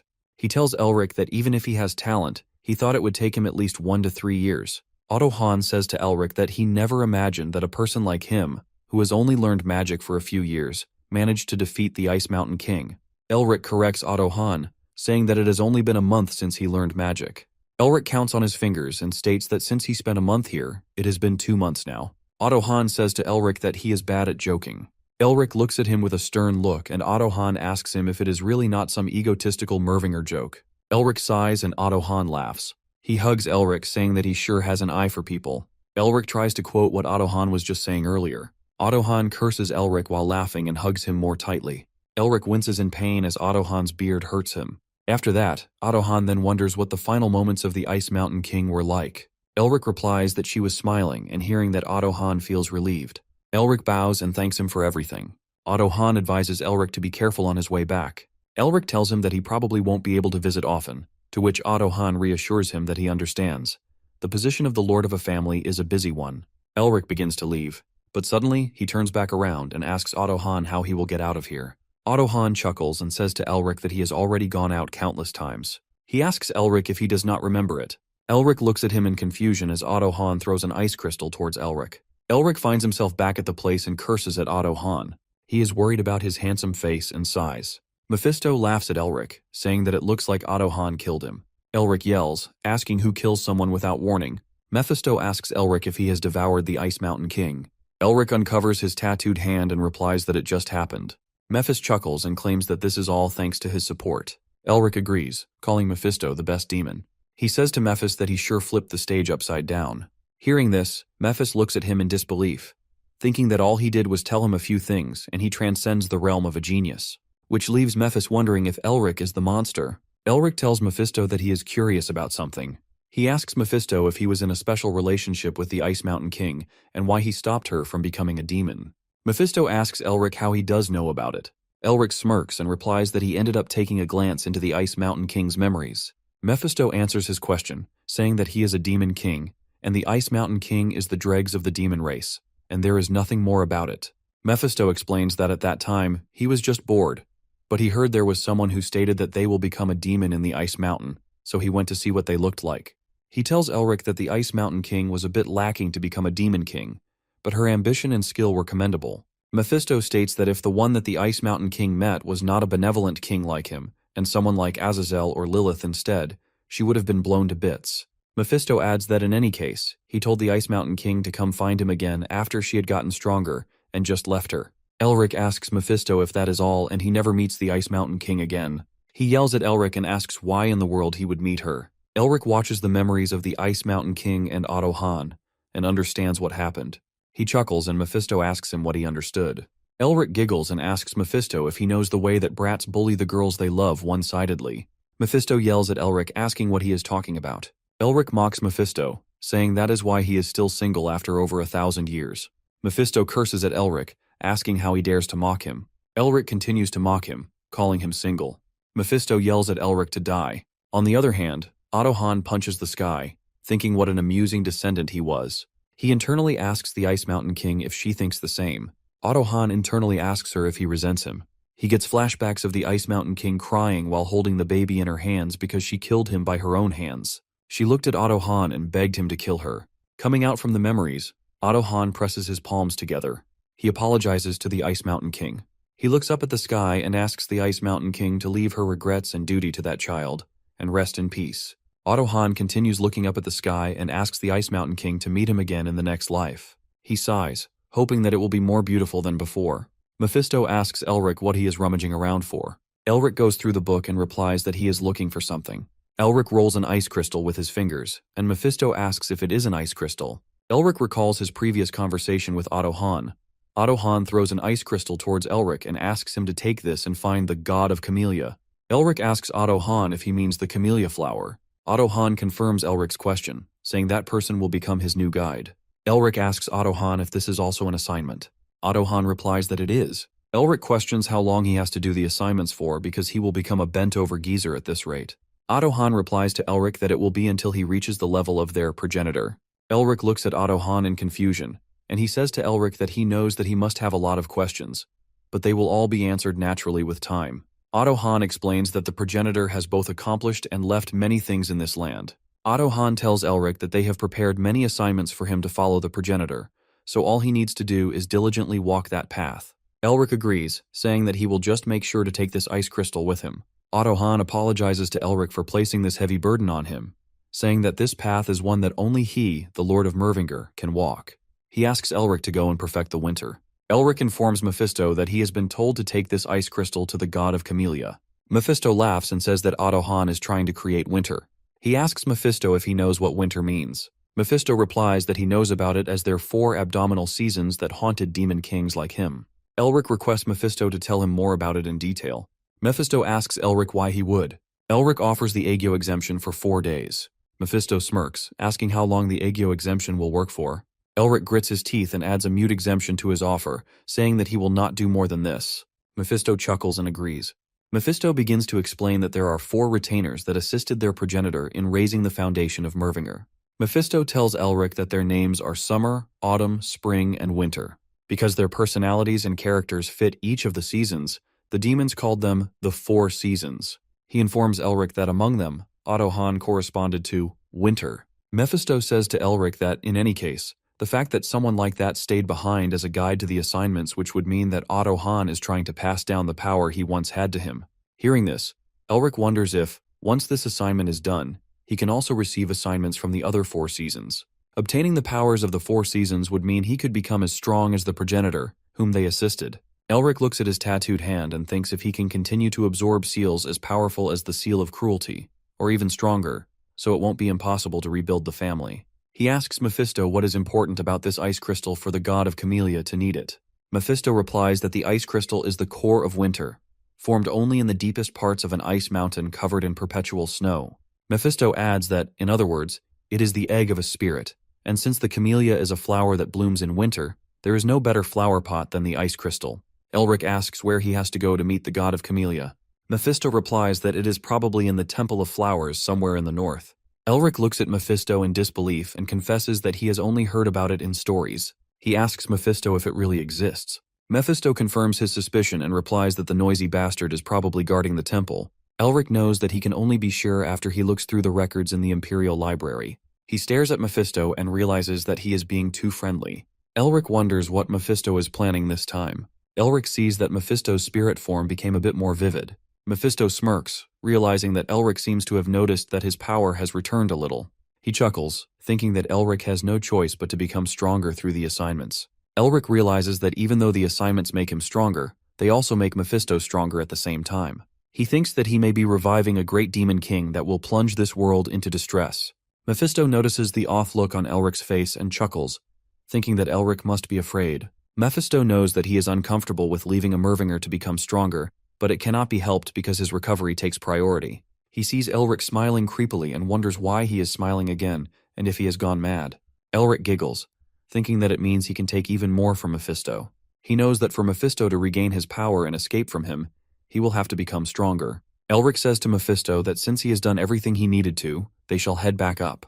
As they begin to go, Elric tells Mephisto that it was hard enough to head down there just a month ago, but now it is a piece of cake. Mephisto says to Elric that he is truly egotistical to the core. Elric asks Mephisto if he shall head to where the Crimson Eye tribe is, since he needs a guide. Elric knows that he is not sure if it is because he has been at a quarrel with Yetis for such a long time, or because he has swallowed the Ice Mountain King's seal, but he kind of wants to see them. Elric's eyes widen when he sees the dead bodies of Yetis and blood everywhere. He wonders what in the world happened here. Mephisto looks around and remarks that, seeing that they were killed slowly when they could have been killed instantly, they must have been used for entertainment. Mephisto says that he does not know who did this, but they have a nature far more atrocious than most demons. Elric states that he is feeling like shit. He thinks that since Yetis are monsters, they can die at any time. Elric knows that even though he has killed many Yetis, he has never once treated them as playthings. Elric grits his teeth when he feels a discomforting feeling. He wonders if it is because he swallowed the Ice Mountain King's duty. Elric calms down, reminding himself that he is not the Ice Mountain King, and he has no right to feel sympathy for the Yetis. In the next moment, he spots something under the snow layer. He begins to dig under the snow and takes out the dead body of the child. Elric yells in sorrow when he realizes that this is the child who welcomed him with excitement when he came here before. He asks Mephisto if this is the work of those people from earlier. Mephisto confirms his question, and Elric wonders why they are making him feel like a shit so much. Chen shields Isabel from the assassins. She screams and falls down. Ed and Chen pick her up and ask if she is all right. Isabel reassures them that she is all right and asks them not to worry about her. She commands them to focus on finding the grave, since they don't know when the assassins will come again. Ed insists that she should rest for now. Isabel states that she is a child of the Blue Lion. She tells them that she does not want to be a burden to them all any longer. Ed and Chen look at Isabel in concern, and she takes out the map, thinking that many people died because of the assassins chasing after her. And for them, she cannot afford to collapse here. Isabel realizes that it has already been a month since they have been searching for the grave. She wonders where in the world it is. Isabel looks up at the sky and misses her father. While passing through the corridor of the palace of the Blue Lion family, Isabel hears two men gossiping about how talentless and useless she is, as she cannot even swing a sword properly. She tries to swing the swords but fails again. Isabel wonders why she does not have talent.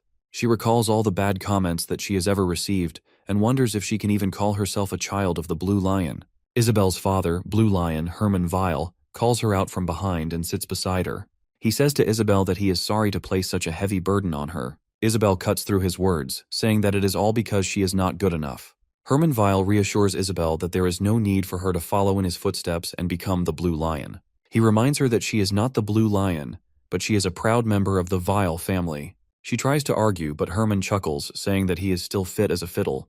He asks her not to worry about him, and says that he will continue to chase his dream of becoming the best swordsman on the continent. Hearing this, Isabel smiles and closes her teary eyes. After that, Herman Weil falls sick, and Isabel asks the doctor why he is not waking up. The doctor replies that these are similar symptoms to blockage disease. The doctor explains that Herman Weil's mana has gone haywire because he used aura too recklessly. The doctor warns Isabel that if they don't take measures soon, Herman Weil's muscles will atrophy. He says that the problem will be resolved if they restore his mana flow, but it is almost impossible with human ability because Herman Weil just has too much mana. The doctor says to Isabel that at this point they have no choice but to depend on a magic tool. Isabel leaves the palace with her servants in determination to save her father. Because regular items are completely useless for her father's treatment, she was desperate for an advanced magic tool that the magic tower or the academy possessed. But it was useless even with their magic tools. Even though she scoured the entire continent without rest, she couldn't find a single clue that would help in treating her father. Isabel hears a man talking about the grave of the king that ruled the Ice Mountain in the Yeti Highlands and the possibilities of treasures there. She hears that the man is planning to rob the magic tools from there. Then, the other man curses at the first man and asks if he wants to be eaten by Yetis just for a myth. After researching that grave as if grasping at straws, Isabel found out that the grave existed and even figured out where it may be. But a problem arose because this fact happened to reach the ears of Isabel's uncle, Paul Weil, who was waiting for an opportunity to take the Blue Lion's seat and sent assassins to kill her.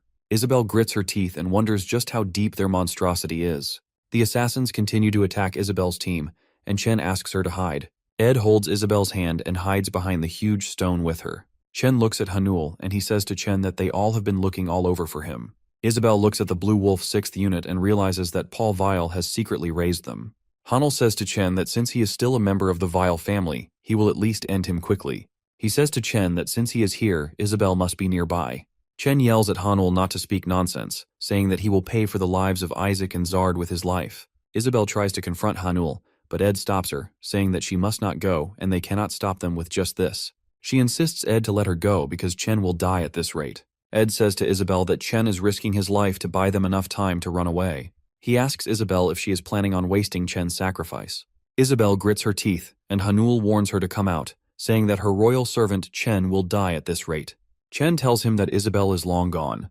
Hanul smirks and says that to think Isabel abandoned her loyal knights, she is quite cold-hearted. He states that now, he will be cutting off Chen's head. Hanul swings his sword towards Chen. Seeing this, Isabel immediately comes out from behind the stone and yells at Hanul to stop. She asks Hanul with tears to kill her instead and let Chen ho. Hanul apologizes, saying that they have been ordered to kill everyone who is related or has witnessed this event. He says to Isabel that only if she hadn't run, everyone would have been alive and lived their lives happily with their families. Hanul tells her that it is truly a pity. Hearing this, Isabel realizes that innocent people died for someone like her. She decides to end this, but suddenly Hanul sees someone on the tree branch and asks who is there. Elric transforms and replies that he is just a passing Satan. The assassins look up at Elric and he curses at them. Hanul asks Elric if he is some sort of demon worshipper, and if that is some sort of avant-garde bullshit. He says to Elric that he would have lived if he had just passed. Hanul's eyes widen when Elric uses his magic spell and lands on the ground. Hanul asks Elric who the hell he is. Elric asks Isabel if she is alright. Isabel looks at Elric with astonishment and replies that she is alright, and asks him if he is okay too. Elric replies that he is. Seeing Elric on the ground, the blue wolves wonder if all the magicians usually land like that. The blue wolves wonder why Elric is not getting up or if he may be embarrassed. Elric gets up and states that he would have made a badass entrance if it were not for the snow. Hanul looks at Elric in confusion, and Isabel wonders if Elric is the person who went missing. She realizes that she can't let Elric get caught up in this. Isabel requests Elric to run away, saying that this does not concern him. Hanul says to Isabel that he already told her that they won't be leaving any witnesses. He commands his team to eliminate Elric. Seeing this, Elric looks at Hanul and says that something like benevolence is wasted on trash like him. He throws his Augusti spell on the Blue Wolf members who came to attack him and gets into a battle against them. Isabel and Ed watches the scene in disbelief, and Hanul asks what in the world is happening. Hanul orders his members to hurry up and kill Elric. He commands them not to give Elric the time to chant. When a member of the Blue Wolves raises his sword towards Elric, Elric blocks his attack and asks him who allowed that. He smoothly penetrates them, and they begin to struggle against his spell. Seeing this, Hanul yells at Elric, asking who he is, and if he is doing this all the while knowing who they are. Elric chuckles and replies that he does not care who they are. He teases Hanul, saying that they should bow down first. Hanul grits his teeth and then says to Elric that he will kill him. Isabel watches them with Ed and Chen, and wonders who in the world Elric is because he is overpowering the Blue Wolves so easily. She thinks that Elric is definitely a powerful magician, but it feels dangerous because he will be in trouble if she gets close to him. Hanul leaps towards Elric with his sword, saying that he will kill him. Elric looks up at him and realizes that he is fast. Isabel comes out and yells at Hanul to keep his distance from Elric. Elric uses his Iron reinforcement spell and creates ice rocks in front of him. Hanul smirks and asks Elric if he seriously thinks that he can block him with magic like this. Hanul breaks the ice rocks in rage and yells at Elric, stating that this is the end. Elric again creates a huge ice rock in front of him, and Hanul tries to break it. Hanul asks why this is not breaking. Elric chuckles and mocks Hanul, saying that the more important is that his head is going to be buried into the ground. Hanul panics, and Elric uses his final spell and ends them all. Seeing all of this, Ed remarks that it is unbelievable that Elric wiped out the Blue Wolves in an instant. Chen adds that it is also unbelievable to think that there was a magician like that on the hillside. Isabel looks at Elric and wonders how he can be so powerful when he is not even around her age. She wonders if Elric is that strong at such a young age, then he could be around the same level as Tasha and Neresta, one of the 3 new stars. Elric closes his eyes and sighs, recalling the memories of the child and Yetis, and wishes for their souls to rest in peace. Mephisto calls Elric out, saying that Isabel and her members are staring at him so uneasily. Mephisto asks him why he does not say something to them, because they are staring at him so much that even the back of his head hurts. He again calls Elric, but he doesn't listen. After that, Elric slowly turns around with a smile and looks at Isabel, saying that it has been a while. Chen thinks that even though Elric helped them, he is still a complete stranger, and it is too early to let their guard down. He thinks that Elric is just as dangerous as the Blue Wolves if he has some ulterior motive. Isabel kneels before Elric and thanks him for saving them. Ed and Chen look down at Isabel in disbelief and ask how she could kneel. Elric immediately says that she has no need to go that far. Isabel also commands Chen and Ed to kneel before Elric. They obey Isabel and thank Elric for saving them. Mephisto remarks that it looks like Isabel knows what courtesy is, unlike Chen and Ed. Elric says that he just did what anyone would have done and requests them to get up. Isabel gets up and asks Elric if she may ask him for a favor. Elric replies with a smile that he has to go somewhere else. She holds his hand in her palms and tells him that she would like to commission him. Elric looks at his hand, then at Isabel. After that, their horse carriage moves through the dark place. Elric sits in front of Ed and Isabel. Mephisto tells Elric that he can see the corners of his lips rising. He annoyingly asks Elric to hide it properly. Elric wipes the sweat from his face and replies that is to be expected, since he was given something so valuable. He looks at the gold coin on his palm. Elric recalls his earlier conversation with Isabel before sitting in this horse carriage. Isabel gives him the gold coin and he asks if it is the gold coin after seeing the sign of the blue lion on it. He asks Isabel if she is a lady of the whale family. Isabel replies that it is shameful to admit, but Elric realizes that it explains why she is so exceptionally beautiful. Scentless flower, Isabel Whale. Though her beauty was enough for even the crown prince to be infatuated with her and ask for her hand in marriage, was abandoned because she was a flower with no scent, just for the reason that she was not born with talent. Isabel believes that if the flesh and blood of the lion do not have sharp teeth and claws, then their worth falls just as much. Elric looks at Isabel and remembers that he heard she was living like a loner in her estate after some time the marriage was broken off. He smiles and introduces himself, saying that it is an honor to meet the only daughter of the Blue Lion. Isabel asks him why it would be an honor to meet someone like her.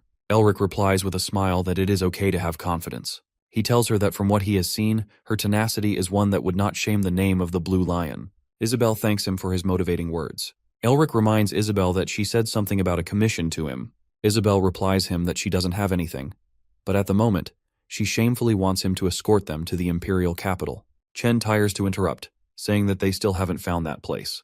Isabel tells Chen that she doesn't want to lose even them because of her own greed.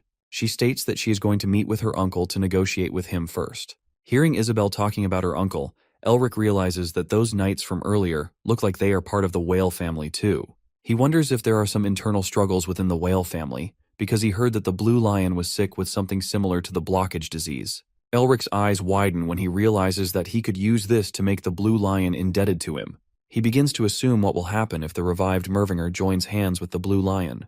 Elric imagines that it will be quite a spectacle. He giggles, thinking that being smart is the best.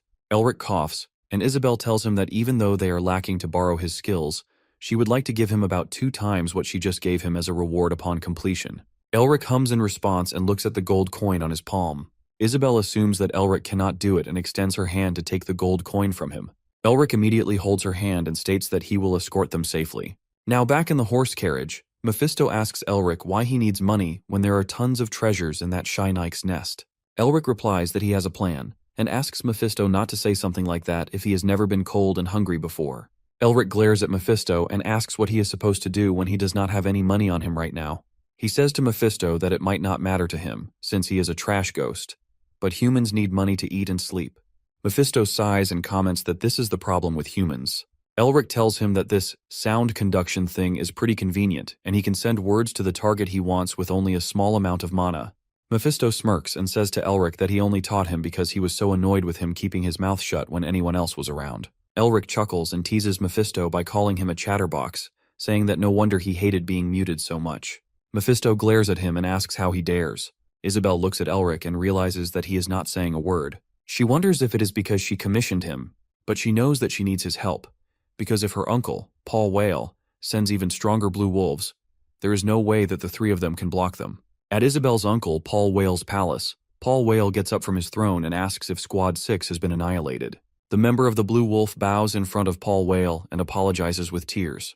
Paul Whale says to him that if he is sorry, then he shouldn't have done something to be sorry for in the first place. Paul Whale finishes him with his sword and asks Hilton how he thinks Isabel will move. The Blue Wolf squad leader, Hilton, replies that since traces of Isabel leaving the Ice Mountain have been confirmed, she will most likely return to the imperial capital. Paul Whale asks if Isabel is returning to the imperial capital, then that means she will try to negotiate with him. Hilton replies that it is most likely to happen. Paul Whale puts his sword back into the scabbard and asks how such an incompetent girl like Isabel can try to negotiate with him. He tells Hilton that he only has one chance. The horse carriage reaches the Lacente, and Chen informs Isabel that they have arrived. Isabel smiles and says that they arrived in only 2 days from moving without rest, so she is so stiff. Mephisto's body aches all over, and Elric laughs and calls him a floating ghost. He asks Mephisto why he stayed upside down when he knows that the correct posture eases the mind. Elric looks out the horse carriage and sees the blue wolves. He looks into their memories and watches Hilton with other members. Hilton orders them to gather the Blue Wolf Squad too. He tells them that they must mobilize their most powerful squad for something so trivial, because Isabel returning to the capital is no different from a declaration of surrender. Hilton states that a hound should act like one. He says that Isabel will no doubt pass through La Sente if she is coming from the Ice Mountain to the imperial capital. Hilton orders other members to turn that place into Isabel and her people's graves. Coming out from the memories, Elric widens his eyes. Isabel looks at the blue wolves and says that she expected that they wouldn't be able to move freely since the Lord rules over this place. But she never expected it to be this extent. Chen asks Isabel if they should turn back. Isabel denies, saying that they have already caught the blue wolves' attention, and it will only make them more suspicious. She asks Chen to abandon the carriage, saying that they should get out from here in secret and find another place. Elric interrupts, saying that there is no need to do that. Isabel asks him what plan he has. Elric smirks and uses his display magic. The horse carriage begins to move, passing all the blue wolves without catching their eyes. They reach the place and come out from the horse carriage. Isabel asks Elric what magic he used. Elric chuckles and replies that it is just a simple illusion magic that makes their appearance look like something else for a moment. He adds that it is nothing more than a hypnosis that can break with even the slightest shock, so they have to be careful. Isabel thanks Elric, saying that they have entered the city safely because of him, and she is grateful from the bottom of her heart. Elric asks them to stay a night here and says that he will be right back on some business to take care of. Isabel asks him to come back safely. Elric and Mephisto begin to walk through the streets of the city. Mephisto asks Elric why he went out of his way to use illusion magic when he could have just wiped them all out. Elric replies that he didn't want to fight when he didn't even know the scale of their enemies. Elric adds that he also needs to conserve his mana for emergencies. Mephisto asks Elric what he thinks that soul speech and seals are for, and if he is just lazy. He asks Elric if he should go to the academy or whatever soon, in any case. Elric replies that he should, but he needs to find something out first. Elric informs Mephisto that he needs to know what sort of situation their dean is in so that he can prepare how to ruin him over. Mephisto grins and exclaims that he does not know who Dean is, but he is such an unlucky man because he is being marked by Elric. Elric sighs and they continue to walk. Mephisto tells Elric that he felt something similar to mana from those nights. He asks Elric what that was. Elric says to Mephisto that he thinks that Aura Chain didn't exist in his time. Mephisto gets confused and Elric explains that mana is originally a blessing given to mages, but as time passed, even martial artists developed a method to apply mana to their bodies. Elric adds that if mages use magic by creating mana circles in their hearts, martial artists strengthen their bodies by weaving aura chains around their dantians. Elric tells Mephisto that just like how the ranks of mages are categorized as 6th Circle Magus, 7th Circle Archmage, and 8th Circle Sage, the ranks of martial artists are categorized as 1st Chain User, 2nd Chain Advanced, 3rd Chain Expert, 4th Chain Master, and 5th Chain Superior. Elric informs Mephisto that Isabel's knights are around user rank. Mephisto asks Elric if there are only 5. Elric replies that there are 5 usually, but there is an exception, and only one person has ever formed more than 5 chains. Mephisto wonders who that person is, and Elric tells him that that person is the Golden Lion. He informs Mephisto that the Golden Lion is considered the strongest being on the continent. Mephisto remarks that it is an arrogant name, and this is nothing more than human standards. Elric tells him that the Golden Lion was a match against his grandfather, who was one of the greatest in the history of Mervinger. Mephisto smiles and says to Elric that he would love to meet the Golden Lion one day. When they finally reach the place, Elric realizes that Mephisto is stuck on something again. He decides to focus on important things and purchases a month's worth of newspapers to find out what happened in the time that he was absent. On the other hand, Vera asks Liebern if it still has not been taken care of yet. Carl kneels before him and apologizes, saying that the Nerestas are guarding the hospital like an impenetrable fortress, which makes Veru curse Sean. Then, he informs him that since his accomplishment of discovering the nest is being raised by the academic circles and the press, he is much superior to the other candidates for the headmaster election approval ratings. Then Varric says that they never know what will happen if he cannot obtain the excavation rights for the nest. He declares that he wants an overwhelming victory. Liebern asks Varric to just give him his command. Dean commands him to pressure the Nerestas even more. Then, Liebern goes to Sean and informs him that the pressure being placed on the transfer of the nest excavation rights by the academic circles and the press is serious. He tells Sean that since this situation is no different from him stabbing his supervising professor in the back, the academic circles are in an uproar. Hearing this, Sean chuckles sadly. He sobs to Carl that his sister comes to grill him every single day, and Elric has not contacted him even once. Sean looks at the papers on the desk and declares that he has already resolved himself, and he will keep enduring until Elric returns. Elric reads everything in the newspaper and remarks that the dean is sly as always. He says that Sean is going through hell because of him. Elric says for Dean that he is using the press. The older you get, the more sly you get. Quite well. Mephisto continues to stare at Elric, and Elric slams his fist on the newspaper, asking Dean to just climb like that because it will only make his debut stage more fabulous. Elric sighs and expresses that he feels so bad for Sean. He asks if there is anything he can do for him. Suddenly, Elric and Mephisto hear the chaos coming from outside. They look out the window and witness the fire blowing outside. Elric grits his teeth and opens the gate. He witnesses the burning fire everywhere.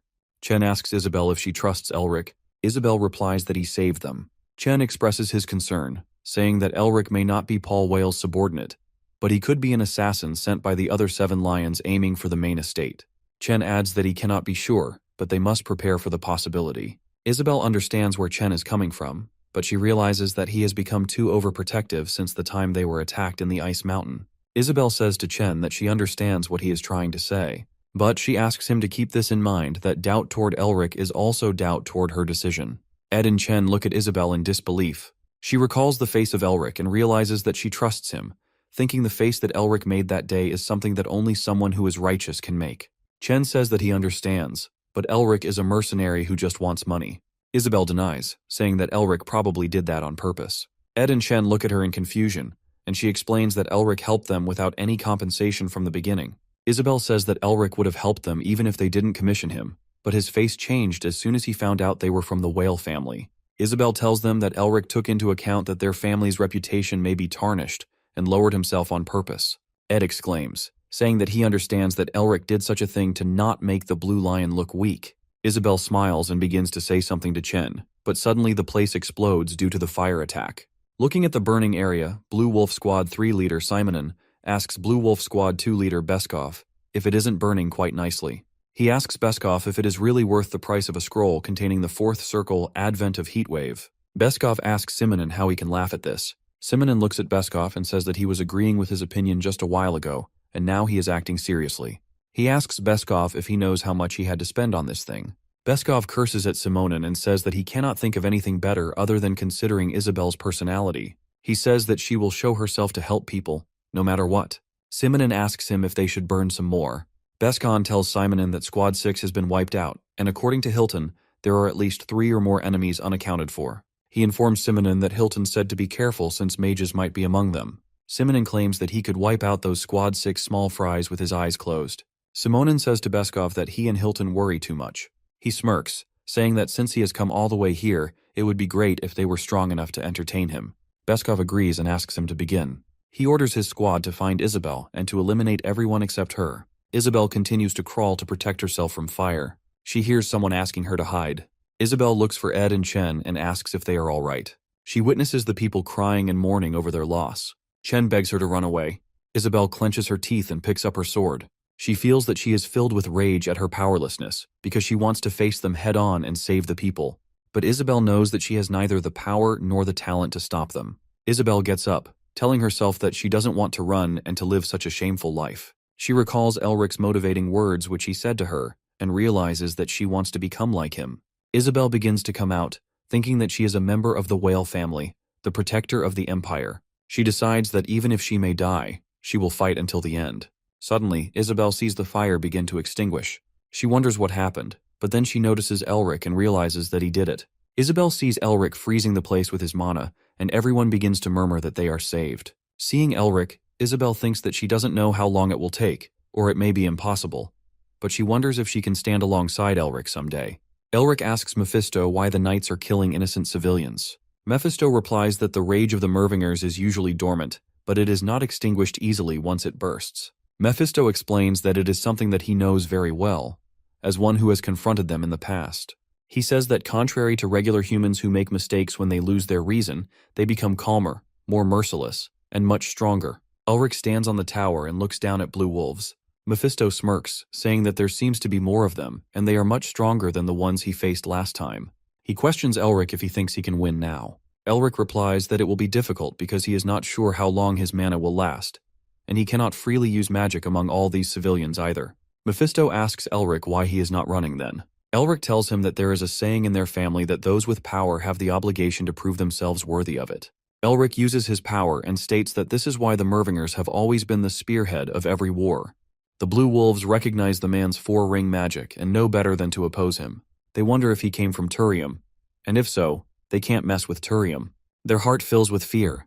Beskov knows every wizard from the Turium, and he does not recognize the man to be one of them. They decide to be cautious and plan to leave as soon as they get Isabel, and if the wizard gets in the way, they're ordered to kill him. However, the Blue Wolves cannot move.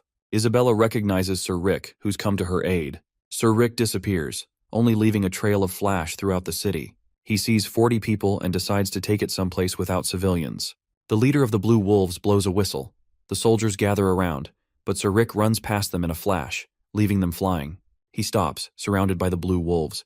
They inquire about Isabella, but of course he refuses to tell them. The Blue Wolves run to attack Rick.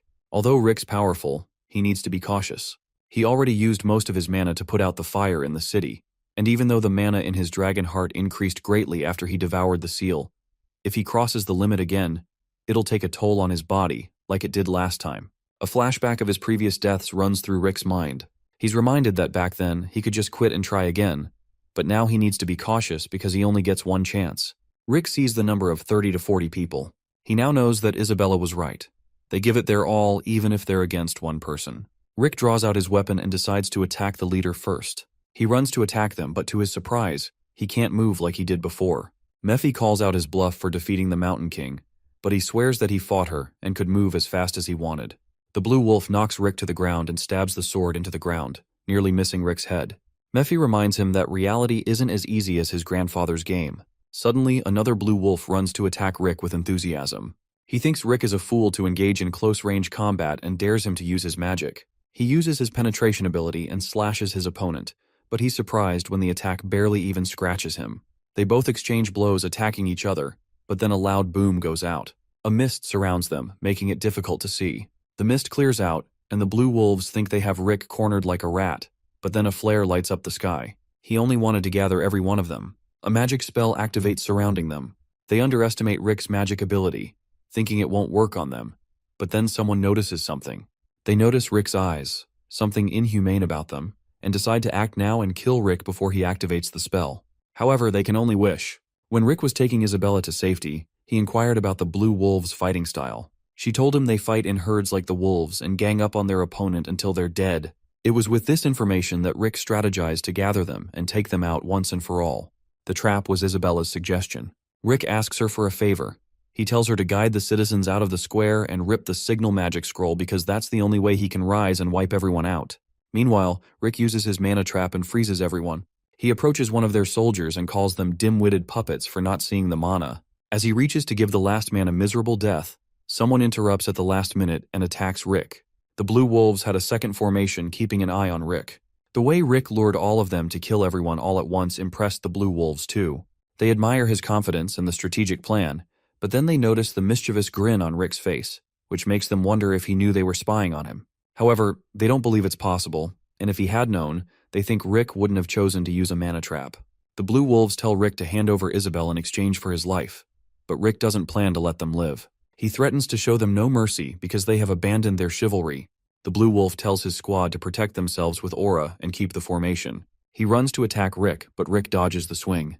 Rick counters with the Curse of the Rust spell, but it doesn't work.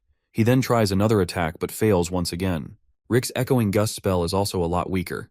He wonders if it's because of the Mountain King's seal, because all the spells other than the ice ones have gotten weaker. He wonders if he needs to acquire more seals to be able to cast powerful spells of another nature. However, even using one seal is not easy. The Mountain King's seal is difficult to use. In the mountains, Rick could draw his energy from the ice, but in a city, his ice skills won't be as effective or even mana efficient. But Rick has other ways to get out. He summons the blizzard. The Blue Wolves struggle to even stand their ground. The blizzard keeps getting stronger. At last, their leader decides to end it now. He tells everyone to attack, but to his surprise, everyone turns into ice. Rick's ice poison freezes anything that comes into its contact, and the blue wolves made a mistake trying to block it instead of getting out.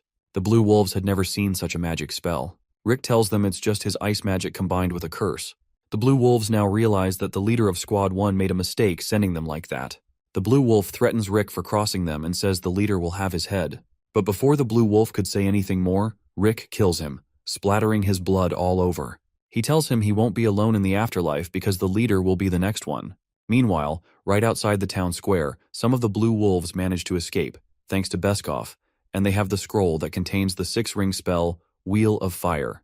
They feel ashamed running away from the fight like cowards, but their leader tells them to keep running. He tells them to burn the city down and to burn everything and even kill Isabel if they have to. But their only task is to turn the city into ashes. Mephi smelled the mischievous plans of the blue wolves, and he alerted Rick about it. Suddenly, a huge blast goes off in the city.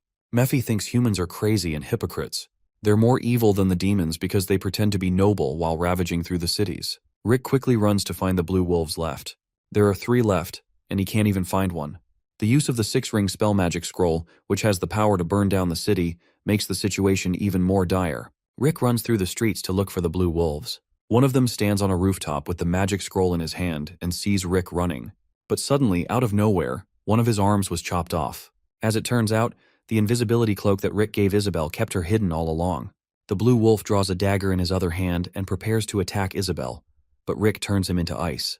Done with the games, Rick extends his hand to finish the blue wolf, but then the blue wolf reminds him that it doesn't end with him. There are still 2 of them left. The other blue wolves spread chaos throughout the city. He tells Rick that they will have finished with the preparations while he was busy dealing with him. He boasts about their commitment to the cause, and tells Rick that he is lost, and the city will scream in agony. However, he underestimates Rick. When Rick used his magic earlier running through the city, he had already spotted the other 2 blue wolves and impaled them with ice. Upon realizing that he's been defeated, the blue wolves' leader begs Isabel for his life. He desperately persuades her and tells her he will talk to Paul Whale. However, Isabel is done with people dragging her family's name through mud. She swings her weapon and finishes off the blue wolves' leader. Rick notices Isabel trembling and tells her to take a moment. Isabel asks Rick to capture one of the blue wolves for her. She tells him how the knights of her own family never respected her for not having any talent, and those who did so only did it out of an obligation that she was the Blue Lion's daughter. The blue wolves who worked for her uncle Paul Whale never respected her and always gave her a terrifying glance, and the hatred for her shone visibly in their eyes. But not anymore. Now they're the ones who are scared of her. With the help of Rick, she captures one of the blue wolves and tells him to tell Paul Whale that he will never be the Blue Lion. The blue wolf runs in fear to deliver the message to Paul Whale. Isabel knows that it's not her that they're scared of. In reality, they're scared of Rick. She feels sorry for her luck and regrets not having any powers. But she also understands that she needs to pull herself together. And if she wants to be stronger, she will have to change her passive attitude first. Isabel's next course of action is to go to Kanoi, where her father is staying. She plans to ask some of the relatives who owe her father for help. Rick thinks it's a good idea to gather forces because no one will dare to trespass a place where the Blue Lion himself is staying. However, Isabel worries that she'll lose the fight if her father's condition doesn't get any better. If Rick helped her, she might have a shot at winning, but lions cannot join hands with the wizards. He has helped Isabel a lot, and she doesn't want to leave him now, but she has no choice but to say goodbye now. While Isabel keeps thinking about that, he hands her over a dissertation. Isabel's father has a disease similar to mana avascularity, and the dissertation is the cure for mana avascularity, which Rick believes could help the Blue Lion. Isabel stands surprised when he hands her over the dissertation for the cure for mana avascularity. She doesn't understand what it means until she finds out the truth. Rick apologizes for hiding his identity, but Isabel is still clueless about the situation. He reveals that his name is Elric Mervinger, and he's the master of House Mervinger. He's also called the Duke of the Shining Star.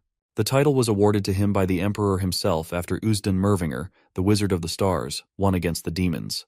The title has the status of royalty. It is equivalent to that of a duke's. The title doesn't offer much governing power, but it was granted by the Emperor himself, so it is an honor in itself. The reaction on Isabel's face turns from confused to shocked. He was supposed to be unconscious at the hospital, and he was incapable of the abilities that Rick possesses. However, Elric tells her he had his reasons to hide his identity. He suffered from mana avascularity, and the dissertation that he gave to Isabel is the cure he recorded after experimenting on himself. From what Elric has heard, the lion's condition is similar to his, so he thinks it could help the lion too. He tells Isabel that the Blue Lion would love to see her get back at the people who hurt her. Tears fill Isabel's eyes, and she wonders how she can ever pay him back for everything he has done for her. Elric tells her to not worry because he will get something in exchange. Tears run down Isabel's cheeks, and she offers to pay him back by making him a hero. While they try to rebuild the city, Mephi shows his concern for him revealing his identity. However, Elric thinks that Paul Whale will try to find him anyway after he killed his blue wolves. Besides, he has a unique magic signature, so finding him wouldn't be difficult. And since he is doing the Blue Lion a favor, it could help him when he puts his family back on the map. Mephi is impressed by Elric's political ability to gain a good reputation and a spotlight in a fancy family. The civilians show their gratitude towards Elric for helping them. If he hadn't defeated the Blue Wolves, who knows what they would have done. A lady asks him to stay, but he respectfully declines. Chen, the Whale family's knight, also shows his gratitude to Elric and thanks him for his help. He asks Chen what he's going to do next. Chen tells him that even though it was Paul Whale who committed this act, it was a crime of the whale nonetheless, and as a knight of the family, he vows to stay and help whoever needs it. After that, he will head to Kanoi and join Lady Isabel. Mephi is impressed with how they're able to manipulate people with sincerity to make Paul Whale look bad. Elric tells him that the nobles are trying to pursue justice, not manipulation, with sincerity. As he leaves, the civilians say their goodbyes and thank Elric for his help. Mephi thinks that it is justification they seek, not justice. Next, he decides to pay the Dean a visit. Meanwhile, Dean Varric is furious at Liburn for not bringing him the right to excavation. He screams at him that he hired him to get rid of the obstacles, and right now Sean Neresta is that obstacle. Dean threatens Liburn's career in the academic field if he doesn't get his job done. He doesn't care if he has to persuade the media or bribe the higher-ups as long as it gets the job done. Dean Varric is frustrated. With only 3 days left in the election, if he doesn't get those rights, he's doomed to fail. As Liburn leaves, the room fills with a purple flame and Lazuli enters the room. He asks Dean Veru if he wishes to join him now. Dean Vera asks Lazuli how he's going to get him the rights to excavation and make him the minister. Lazuli tells him that everything has been arranged, and they're only waiting for the dean to join hands with him. Dean Varric asks how they were able to do what he failed to, but Lazuli tells him if he doesn't trust them, then it's better to call the deal off. He says he trusts them and asks what they want in return. Lazuli answers that they want his support for the siesta, which Dean Veru thinks is too simple. He reconfirms if that is really all they want, but Lazuli tells him with a mischievous grin that that's all they want. Meanwhile, out in the city, the people gossip about the events of the Lacent City and the level of destruction that took place. They sing feats about some wizard who wiped out the attackers and how they call him a hero of Lacent. It was Isabel who spread the rumors about Elric's heroic feats to gain him a favorable public opinion. When she offered to make him a hero, she suggested spreading the heroic tales about Elric so that when he's ready to show himself to the world, he will have the public's favor. And on the other side, it will help Isabel pressurize Paul Whale and build her own reputation. The people gossip about Isabel and the Crown Prince's romance and the Lacent hero, which makes Elric think they're more interested in romances than heroic feats. Either way, he knows Isabel is really good at turning a situation to her advantage. Heroic tales, or romance, is an effective way to get the name out in public. Elric hopes that he has someone like Isabel to help him when he tries to rebuild his family name. Elric tells Mephi to get off the table and decides to head somewhere else to eat. But as he leaves, someone interrupts him. A huge bang goes out, and the smoke covers the scene, making it impossible to see what exactly is happening. The brawl grabs people's attention. They wonder if it's Paul Whale, which it couldn't be because they're in the capital. Meanwhile, Elric and the attacker exchange a few blows. He recognizes the magic and dodges the attack. He tells the man that there is no way to greet a friend. The man tells him he should have expected this when he showed up and calls him a traitor. The attacker is Sean Neresta, the third son of the Neresta family and the executioner of Elric the traitor. The spectators are surprised when Elric calls Sean his best friend. What they thought was a brawl was just friendly banter.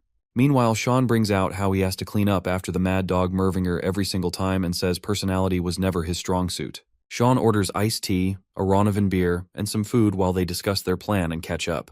Meanwhile, Elric thinks that Sean must have felt the change in his magic, but he still didn't mention it, so he's probably waiting for Elric to bring it up. Him and Sean exchange a little playful banter about Elric's looks. Sean tells him that he's preparing for the show that he mentioned in the letters, but he's concerned that Elric might lose everything. However, Elric only cares about 2 things right now: bringing down Verus, who attempted to kill him, and restoring his family's honor. Assured by Elric, Sean agrees to do what Elric asked him. Sean begins to tell Elric about Carl's busy life, but is quickly overrun by panic and anxiety. He realizes that Tasha, the Neresta family witch, must have heard the news by now. He's worried that she'll go mad if she finds out and might mess up their plan. Meanwhile, Tasha is furious about the rights to excavation being handed over to the Academy. She decides to rush to the hospital at once and asks Hanabi to brief her because until yesterday, the newspapers were trashing Dean Veru. Hanabi reads newspaper headlines about the Neresta family forfeiting excavation rights and Dean Veru gaining them. However, Tasha doesn't believe that her father would have let the Hexical order him around. She inquires about Sean, but Hanabi tells her that Sean hasn't responded either. Tasha gets upset that Sean isn't responding after getting them to stand up for Elric. She decides to change the destination and surprise everyone, because the excavation right doesn't belong to the Neresta family or the Academy. She finally sees through the play and decides to pay Sean and Elric a visit worth remembering. Meanwhile, Elric sneaks into the palace where the election committee is being held. The position of the Minister of Usdan Academy is no more significant than the head of a magic academy, but its influence is more powerful and symbolic than one can imagine. The title is considered as noble as a marquess, alongside the Tower Masters of the Hexical and the captain of the Imperial Wizard Knights, who possess great influence over academia and politics. Having that position means you carry the honor of Usdan Mervinger, the Wizard of the Stars, and the election is today. So, Elric has to take care of things before it's too late. Meanwhile, Dean Veru addresses the committee and boasts his part in discovering the Diamond Dragon's nest, a historical feat. He sings of his feats and promises to make more discoveries like that to gain a vote from the committee. Sean, who observes this speech from the committee, is annoyed by the speech. Moreover, he's worried if Elric can really pull it off alone because Verig's approval rating is really high. When they were planning out today's events during lunch yesterday, Sean told Elric that the supporters were bribed, so his plan might not work. But he assured him that what he plans for today will work. Meanwhile, Lazuli compliments Veru's speech, but Veru doesn't wish to jinx it yet because he hasn't been elected yet. He tells Lazuli that he will hold up his end of the bargain. In reality, Verix has no plan to help the siesta. After being elected, Veru will be with the Tower Masters of the Hexical, and it'll be easier for him to take care of the siesta once he is the minister. Meanwhile, after all 7 candidates finish their speeches, the voting is soon about to begin. Sean is at the edge waiting for Elric, who's nowhere to be found. But then, his eye catches Tasha, who just entered the room. The committee member tells Tasha that she's mistaken because this is an election committee seating area. But Tasha tells him that she's here on behalf of the master of the Neresta household, and she understands the situation better than anyone. Her glance toward Sean makes him think that she knows something. Meanwhile, before the voting begins, Liburn announces the details regarding the process. He tells the committee that the manospheres everyone received contain information about the candidates. They can use that information to vote, and the results will be announced once everyone has voted. Verix is eager. He has waited for this day forever. His election pledge will interest the Turium and the Imperial family alongside those directly related to the Academy. More than that, he already has made some deals with the representatives, and he is only waiting for the announcement now. Liburn begins to announce the results. Everyone except the Mervingers voted. He starts to announce the name, and Verix's eagerness keeps growing, but then someone halts the decision. The committee members feel offended upon the intruder's arrival, except for Sean and Tasha, who had been waiting for this moment. The intruder announces himself as Elric Mervinger, Master of the House of Mervinger, the Duke of the Shining Star. Verix's face turns pale when Elric announces his participation in the election. The committee members scream in chaos and gossip. Verix is shocked to see Elric. The representatives are offended that a student is here to ruin the ministerial election. However, Elric tells them he's not here as a student, but as a Duke of the Empire and a representative of the election, pointing towards the empty seat reserved for the Mervinger family. Meanwhile, Verix continues to act foolish and asks Elric why he's here after the voting has already ended. He starts to announce the results, but then Elric interrupts with the Usdan Academy election law. He recites Section 7, Article 2 of the law that says, a re-election may take place with the consent of more than half of the representatives if a candidate is found to have issues that could disqualify them. Elric proceeds to declare Veru's disqualification on the account of several crimes, including forgery of private documents and the attempted murder of Elric, the Duke of the Shining Star. Verix continues to act innocent and tells Elric to prove the basis of his accusations. He takes the high ground and agrees to follow the law, thinking that Elric is only bluffing and cannot prove himself. Verix tells the representatives to not believe Elric's baseless accusations. He feels that Elric must have some tricks, but still feels confident that he won't change the results of the election. Verix proceeds to deny Elric's claims after a moment of silence from the representatives, but Elric interrupts, saying that he has more to say. Elric's confidence in his claims now starts to worry Veru. He realizes that they've found the dragon's den. Elric shows the representative a crystal in which Veru is seen and heard, telling someone to take him out as they planned, and collect the Grand Collar of Wizardry as evidence afterward. Elric reveals that Veru didn't offer any support to the discovery that he and Sean made. Instead, he tried to kill Elric and steal his family heirloom. With the evidence, Elric proves his claims. However, Varric still denies his crimes and calls the evidence a trick made with illusionary magic. Elric points out that he can't make sophisticated magic that could fool a 7-ring great high wizard like Veru, and it would make him an 8-ring wizard if he could. The representatives agree with Elric that he can't fool them all with illusion magic, let alone a 7-ring wizard. Besides, he suffers from mana avascularity. Varric wonders how Elric got the crystal that he gave to Liburn to take care of Elric at the den. Liburn announces the hindrance that the election faces, which strikes Veru with a realization. He realizes now that Liburn betrayed him. When Sean and Elric reunited and discussed their plans over lunch, Sean told him that he caught Liburn roaming around the hospital. Liburn told him that he was waiting for Elric because he had something to give to him. Liburn decided to take revenge when Varric screamed at him and called him a worthless nothing. It's good for Elric that Liburn kept the evidence. And although the evidence he had was enough to bring Varric down, Elric wants to spice things up a little. However, he wonders why Liburn had the conversation recorded, maybe as a contingency. Either way, it benefited Elric well. Elric addresses the representatives that, as per law, the ownership of a dungeon, including dragon nests, belongs to its first finder. However, Dean Veru took over the excavation rights for the Diamond Dragon's Nest without permission, which means Varric not only attempted to murder the Duke of the Shining Star, but also attempted to steal the Mervinger heirloom. Elric urges the representatives to hold Veru accountable for stealing the excavation rights to his dungeons too. He announces that he wants to disqualify Dean Veru as an election candidate as well as make him pay for the crimes. The representatives start to lose support for Veru. After all, he's of no use to them without the excavation rights. However, some of them have questions regarding Elric's health. For starters, he has traces of mana in him despite suffering from mana avascularity. And secondly, he was supposed to be in a coma. They demand answers from the Neresta family. Tasha tells them she is clueless, and it was Sean who was involved with Elric. Varric still continues to refute the evidence, calling it fake. However, he realizes his whole career is at risk at this point, and his only course of action is to play the innocent angle and seek help from the siesta. As Varric runs to get help from the siesta, he sees him standing with Sean. Lazuli changes his appearance, revealing the truth. Lazuli was Sean's servant and played Veru all along. Carl, Sean's servant, has been playing with Veru for a while, which he enjoyed. Anger fills Varric when he realizes he got fooled, that he has been getting fooled all along. After revealing all the evidence and changing the representatives' minds, Elric commences the revoting and auctions the seat. While the new minister of the Uzdan Academy gives a speech, Mifi says Elric is either fearless or senseless for bargaining like that. Elric has no problem with taking advantage of things. Besides, he needs to take care of the academic warning and apply for a scholarship. Varric takes offense when he telepathically hears Elric call him bald. Elric continues to make fun of Varric's bald head until he bursts out in fury. At last, Varric's anger gets the better of him, and the whole seating room lights up in magic. The representatives run for their lives. Veru threatens to kill Elric and attacks him with magic. Meanwhile, Elric casts his spell. The representatives recognize the White Blizzard, a 5-ring spell. Varric continues to attack, but Elric's spell blocks it out. One of them recognizes the spell from the one the Lacent hero used, and as they take a look at the user, they see that it's Elric. The revelation comes as a surprise to everyone because they thought he couldn't practice magic. Elric underestimates Veru's abilities because of his age. He forgets that there's a reason Veru is a 7-ring high wizard. However, Varric too forgets his place. Someone flicks their finger and a fiery blaze erupts.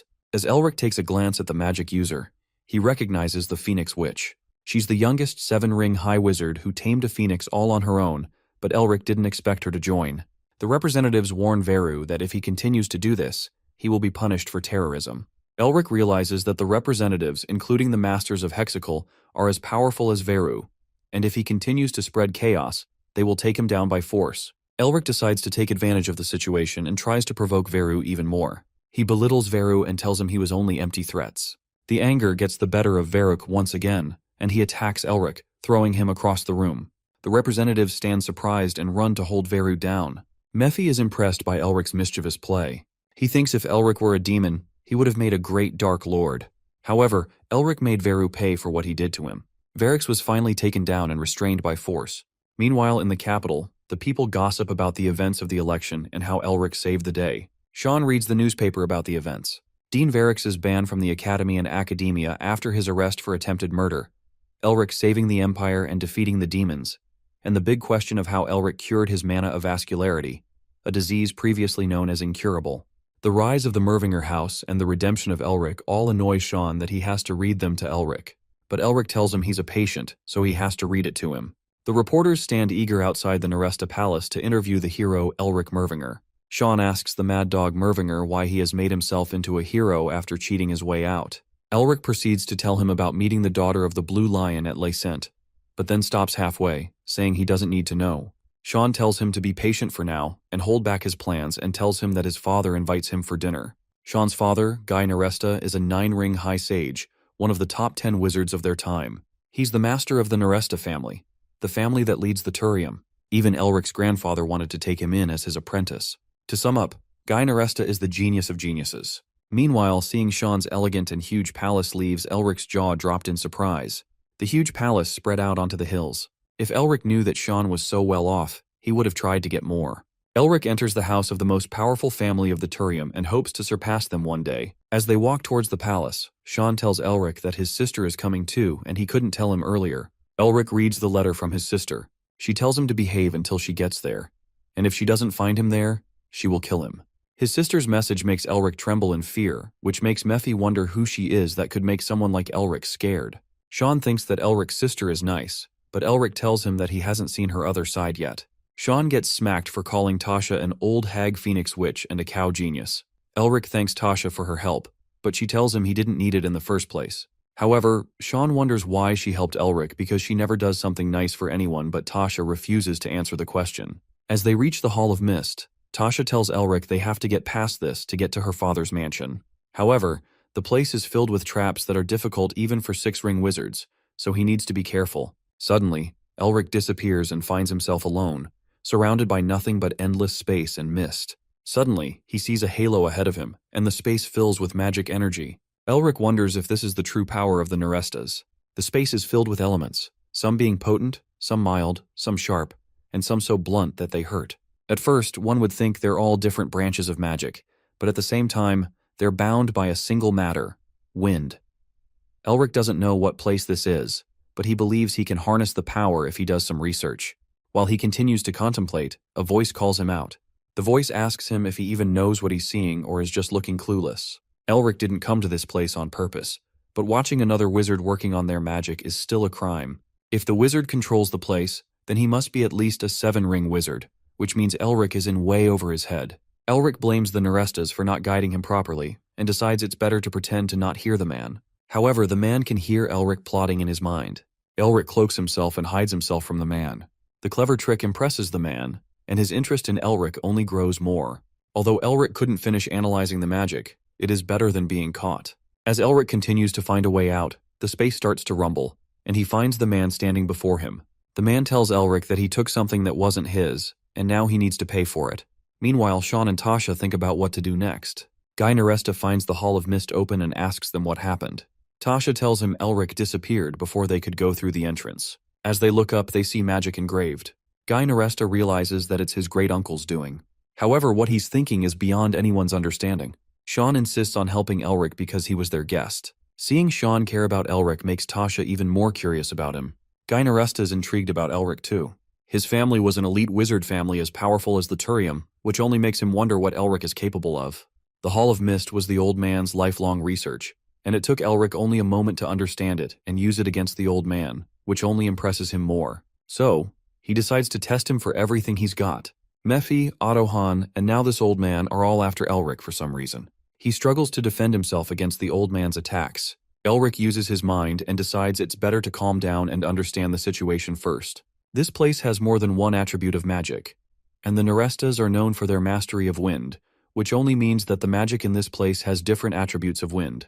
All it takes is the understanding of wind to master this place. Fire mixed with wind turns water into vapor, which is collected and turned into mist by the light breeze. The icy wind combined with mist thickens it, and the rapid gusts that flow through it entrap everything that steps in it. The old man's accuracy in controlling the wind means that he can raise a storm if he wants to.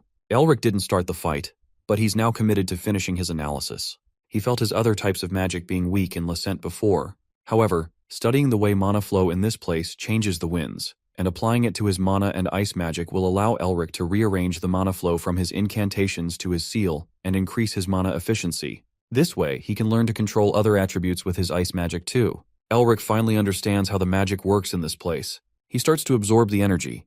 His seal incantations start to glow, and his energy transcends. finally elevating his magic levels. The old man sighs in relief as if he found what he was looking for. Finally, Elric goes back to Sean and Tasha. They're surprised how it took Elric 46 minutes to get out when it takes a 6-ring wizard at least 24 hours. And Tasha took 4 hours and 52 minutes. Mephi realizes something more. He recognizes that Elric's mastery of the Mountain King's seal rose to 5 stars. Mephi was impressed with the magic circle, and Elric managed to not only break it but take it for himself too. Guy Naresta recognizes that Elric has upgraded to a 6-ring wizard a few days after curing his mana of vascularity, breaking Tasha's record for being the youngest 6-ring wizard ever. Elric formally meets Guy Naresta, the master of the Naresta family. Guy Naresta apologizes to Elric for troubling him and welcomes him inside the house. A silence overruns Elric for a moment, but then he follows them inside. Meanwhile, Isabel finds her father awake on the bed and runs to hug him in excitement. Her father asks her how she managed to treat him when even the doctors deemed him incurable. Isabel bursts out in tears and tells him Elric helped her. The Blue Lion doesn't doubt Elric's help for a second. Their family has always helped others in need. Seeing him prepare to leave, Isabel tells her father to rest, but he tells her that right now his priority is to find Elric, even if he has to go to the other end. In a world full of chaos, he needs righteous men like Elric. Hilton informs Paul Whale of the Blue Wolves' defeat and their failure to capture Isabel. The Blue Lion's cure and the death of the last surviving Blue Wolf were all Elric's doing. Hilton informs Paul Whale that the Blue Lion is heading to the Naresta residence to contact Elric Merginger. Paul Whale thinks the Blue Lion has gotten weak for not confronting his brother first, and tells Hilton to stop him from meeting Elric. He tells Hilton to get rid of the Blue Lion the moment he leaves for the Naresta residence, and reminds him that he's only alive because of his abilities. As Sean and Elric head inside the mansion, Mephi raises a serious concern. He wonders if Guy Naresta is even human. Mephi is concerned because if Guy is an ordinary human being and not even a Mervinger, it should be impossible for him to gain that amount of power without meddling with some other race. However, Elric tells him that humans have been evolving for the 1,000 years that Mephi lost being locked up. He tells Mephi about all the other powerful humans, like the other masters of the Turium, the Lions of the Domus Leonis, the Oculus of the Imperial family, the Soldiers of Libertas, and the Therianthropes. Mephi feels delighted to have woken up at this time. Other than the Gold Lion, the most powerful being on the continent, there are other people as powerful as Guy, or even more than him. The world is full of people tearing each other apart to take over the world. Mephi looks forward to stumping them all under his feet and rising to victory as the Dark Prince Mephistopheles. He says he will have to train Elric harder to recover his powers, but Elric pays no attention and leaves. Meanwhile, as they all have lunch together, Lil and Tom start to fight each other like kids do. Their mother tells them to be quiet at the dinner table. The childish banter between the siblings and their mother telling them to stop fighting brings back memories of his past to Elric. He remembers how he shared a table with his parents and how they raised him. While reminiscing about his childhood, Elric barely ate his food, which made Sean's mother think that he didn't like the taste. However, Elric assures her that the food tasted good, and he was just savoring every bite of it. He tells her that he feels nice having a meal with other people, which reassures the mother. After lunch, they have tea together. Guy brings up the fact that Elric is handing over the excavation rights to the Naresta family. As they drink tea together, Guy asks Elric if he hates him. The Mervinger family was a 1,000-year-old family that emerged victorious through many wars. A family like that doesn't just fall apart in a few days. It was abandoned by the Imperial family, set up by the Hexical, and betrayed by those they once trusted. It was politics that brought the demise of the family. Elric tells Guy that he doesn't hate him because he believes there's more than just one side to a story. From what Elric knows, Narestus didn't participate in Mervinger's family's demise. They just couldn't assist due to political reasons. Elric doesn't hate them because he would have done the same if he were in their shoes. However, Mephi is annoyed at Elric for licking Naresta's boots. Just 1,000 years ago, all of the Hexical were busy following the Mervingers, and besides, they both are the masters of their houses, so they're the same rank. Elric tells Mephi that it wasn't Guy's fault, and it's been ages since the fall of House Mervinger. Elric came to the palace because it's his friend's family, but he has ulterior motives. Narestas are his rivals, and he needs to know what their wizards are like and what kind of person Guy is. Guy announces his unconditional support for the Mervinger family, which comes as a shock to Elric. Guy tells him that it is a token of appreciation for the rites of excavation. Mephi is a bit skeptical. He wonders whether Guy wants to strengthen his ties with Elric, or if he wishes to take him in while he's powerless. Either way, Elric doesn't have much to lose, and with the Naresta family's support, he can rise to a higher status sooner. However, Guy supporting Elric will cause conflict with the other families, including the Hexical. Confusion clouds Elric's mind because why would the master of Naresta support the powerless House of Mervinger if he doesn't have anything to gain? Before Elric could accept Guy's support, an intruder breaks in through the window. The glass shards fly off everywhere. Elric wonders who would be foolish enough to attack the Naresta residents. His eyes widen in surprise when he sees the intruder, as if something impossible has happened.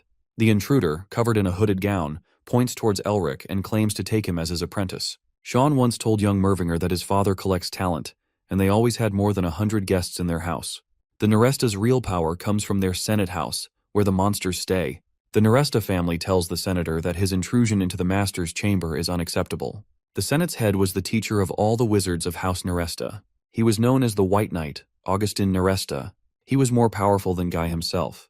The senator apologizes for the intrusion and tells Guy that he's here to take Elric as his apprentice. Guy tells the old man that Elric is one of the 4 dukes of the Empire and the master of the Mervinger family, so he will not be able to take him in.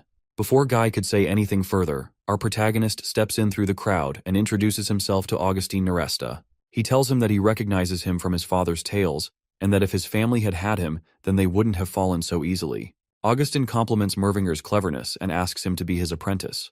Though he declines the proposal, Augustin insists that he took some of his teachings from the Hall of Mist. So Elric tells him that that was unintentional and he only did it to escape the Hall of Mist. Besides, it was Augustin himself who put him in that position. Augustin gets tired of his lack of seriousness. He stomps his feet down, and everything around turns into a glittering night sky. Everyone gets astounded by the bright, glowing night sky. Augustin smacks Elric, moving him across the space. The physical movement that felt like teleportation surprised Elric. A wizard can't be moving that fast. Augustin grabs him and leaves. Tasha gets furious at Sean's inaction, but Sean tells her that this is how this stupid guy does things. Mephi is almost impressed by Elric's unpredictability and thinks Augustin is his next target after himself. Elric taking on Augustin wasn't something that even Mephi expected, and Augustin is now in for a lesson. Young Mervinger wakes up, having no idea where he is. As he opens his eyes, he gets startled and slips off the cliff. Just as he's about to fall off the cliff, Augustin grabs him. After all, he doesn't want to lose his first apprentice in 90 years. Elric only wanted to steal some knowledge from the teacher of the Narestas. He didn't anticipate that he would be kidnapped like that when he only wanted to keep Augustin interested.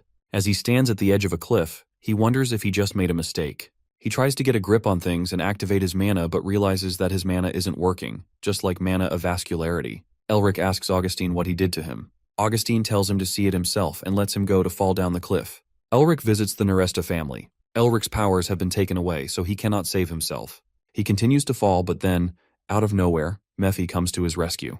He asks Mephi to help him by teaching him how to use the seal of Peccatum Originale because he thinks he'll need that to escape.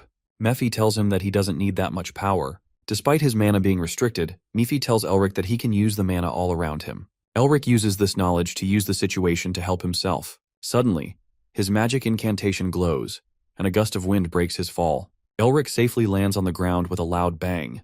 Mana restriction made him feel like he's suffering from mana of vascularity again, and he barely survived that fall. However, he wonders what place he's in. He has good geographical knowledge, but he doesn't recognize this place from anything he's heard about, and it feels similar to the Hall of Mist.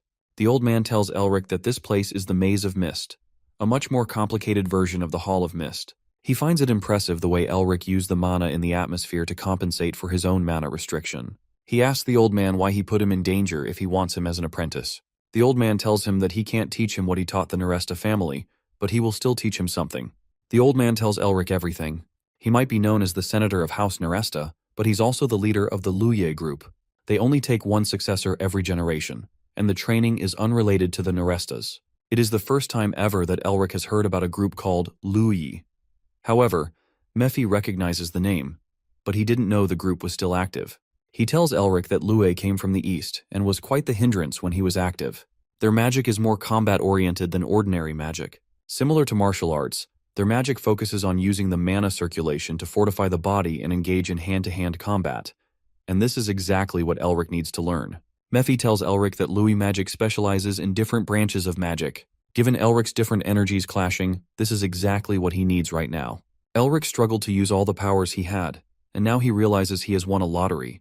He can acquire the ancient knowledge without getting in trouble with the Naresta family. He asks the old man if he'll teach him the martial arts magic, which surprises him because it wasn't recorded in history. The old man quits delaying and tells Elric that he's surrounded by dire wolves who are 3 times bigger and stronger than normal wolves. He must remember that Louis magic is focused on combat experience and try his best to survive. A group of giant dire wolves jumps at Elric. His eagerness to learn Louis martial arts without his mana turns into fear. Meanwhile, at the top of the mountain, another man shows his concern about Elric, because he has only been practicing magic for half a year. The old man tells him that Elric's skills are more than an amateur's, and he believes he'll win. Elric struggles to hold his ground against the dire wolves. He gets knocked down, which makes the other man think he's going to lose. But the old man tells him to keep watching. Elric refuses to stay down. He harnesses the mana and swings a punch at the dire wolf, breaking its jaw. Elric's display of power and persistence further enforces the old man's belief in him. He believes the Louis has found what it yearned for more than 1,000 years. However, Elric still has a long road ahead of him, which is why the old man asks Giality, the leader of the resistance, to step up. The Oculus never managed to identify all of the resistance's members, but it was known that their leaders were as strong as any lion or the tower masters of the Turium. They were a fearsome terrorist organization that fought to free the continent from the Empire and the Emperor. Giality, the king of the beasts, is one of their former leaders. Giality agrees to help the old man, but the old man was excited to have an apprentice after so long, so Giality asks him if he's really sure. However, Mifi believes things will only get difficult from here on because the other one will be more cautious. Elric agrees that he cannot do this without mana and thinks the old man is insane for leaving him to fight the wolves with his hands. He's desperate to use the armor spell that he used at the Snowy Mountain, and if he knew any better, he would have done some physical training. An idea strikes Elric at that moment. He remembers the research he did on body fortification, which is no different from physical training. Body fortification was a hidden martial art that was handed down to the descendants of the Tiger Kings. The Tiger tribe, who ruled the realm of Therianthropes, believe the body is a smaller version of the universe that God created. They believe the breath flows from the body the same way mana flows through nature. This allows one's body to undergo changes depending on how they breathe and what they focus on. One has to use instinct to focus on a single point from the countless pictures presented before the subconscious. The trick is to abandon reason and use only instinct and intuition to move freely. That is exactly what Elric does. He uses his instinct, believes his intuition, and sees the wolf lurking around. He swings a punch and kills the wolf effortlessly. Mephi is shocked at how Elric learned to fight like a Therianthrope. After finally defeating the two wolves, Elric sits down to catch his breath. The old man is impressed with Elric's performance, but this only means raising the difficulty. Before that, the old man rewards Elric. He points to a cliff where the moss is growing and tells him to take it. Elric accepts his fate. He understands that he has to defeat all the wolves to get over this training. He gets up and faces the remaining dire wolves. After fighting for 10 days straight, Elric makes it to the cliff where the moss was growing. The Vitamors possess demonic energy, but Mephi doesn't understand why it's growing here. Elric worries if the demonic energy will replenish his mana if he eats the plants. But Mephi tells him that its effect is equivalent of herbal medicine on normal human beings. But since Elric carries demonic seals, the plants might work for him, and might even enhance his mastery of the seals themselves. Mephi believes there's a reason the old man sent him here, but he still can't understand how a demonic plant is growing in this realm. Elric has a love-hate relationship with the old man. He put him in danger, but it is also because of the old man that Elric could enhance his seal mastery and increase his mana. Not to mention, it was because of the mana restriction that Elric could fortify his body as well. All the good things aside, he's glad that it's about to end now. As Elric walks past the dead dire wolves and heads inside the cave, he sees the last dire wolf. But then a human leg catches his attention. The man riding the dire wolf tells Elric that even though he knew about his academic achievements, he didn't expect him to be so skillful already. The man gets off the dire wolf and tells Elric that if he can defeat the last wolf, then he will take him as his disciple instead. Augustine Neresta rushes in the moment Giality tries to recruit Elric and gives him his final task. Augustine argues that he put in the effort to train him, and Giality argues that the dire wolves he killed were difficult to obtain. He has to go to the Dragon Zone in the south to get the pups and then feed them Vitamors for 5 years to raise them. Mephi points out how the two look desperate to train Elric. Giality asks Elric if he wants to be an apprentice of the King of the Beasts, but Elric refuses, which leaves Master Neresta in awe. Elric tells Giality that he already accepted Master Neresta as his teacher, and now changing sides would not be loyal. Giality offers to teach him how to use the Phantom Eye to control beasts. Elric finds this deal convincing and agrees to be Giality's apprentice. He asks him to teach him the Phantom Eye, but Giality tells him to defeat the dire wolf first. The Phantom Eye requires great control of mana, and the Louis combat style boosts one's mana circulation, which enhances the Phantom Eye. Elric has recovered his mana by eating the Vitamors, so once he defeats the final dire wolf without using magic, Giality agrees to teach him the Phantom Eye skill. He wastes no time and throws the dire wolf flying. With the last challenge completed, he now wishes to learn the Phantom Eye skill. The old man Augustine approaches Elric. He stands before him and places his hand on Elric's shoulder to show him the truth. They teleport outside the Lue Hall, a sacred place for Lue. Elric senses the thick and gloomy demonic energy. It looks like a demonic zone that could only be built by higher demons. Nephi felt something different about the place when he first saw the Vitamors, and the place looks like it was built by Augustine. The old man tells Elric that his family hunted demons for generations, but he raises the question about how a demon zone is a sacred place for Lue. As they head inside the hall, Elric recognizes the Eastern architecture and the Eastern languages. The old man tells him that the founder of Lue was an alchemist who was researching medical botany in the East, until one day he lost his wife and daughter to a higher demon. He chased the demon all the way to the west to get revenge. However, the demon was strong, and the Grand Master had to change his plans. So, he decided to strengthen himself by combining the knowledge of the East with the wizardry of the West, and went so far as to take some elements of the demon power. The founder's grudge has been going on for 1,000 years. Elric thinks the reason the old man took him as his disciple is because no one has been able to exact revenge yet. But the old man tells him that the revenge was carried out a long time ago. The revelation that it was the old man himself who took the revenge surprises Elric. Mephi, too, acknowledges that the old man must be really powerful to have defeated that demon. He cannot begin to comprehend his master's strength to have defeated such a powerful demon. The old man tells him that the fight was affected by other things too, which is why he set a new goal for himself. He shows Elric the demon and tells him that he wanted to prove that it was his skills that defeated the demon by raising a disciple and having him fight the demon again. Elric is that disciple. The old man wants him to use his teachings and fight the demon, all to prove that he and his teachings are more powerful than the demon. Elric's job isn't just to defeat the demon and prove the old man's skills. His job is to take its seal. It startles him when he finds out the old man knows he can take demon seals despite being human. However, Master Neresta assures him that he will not reveal his secret.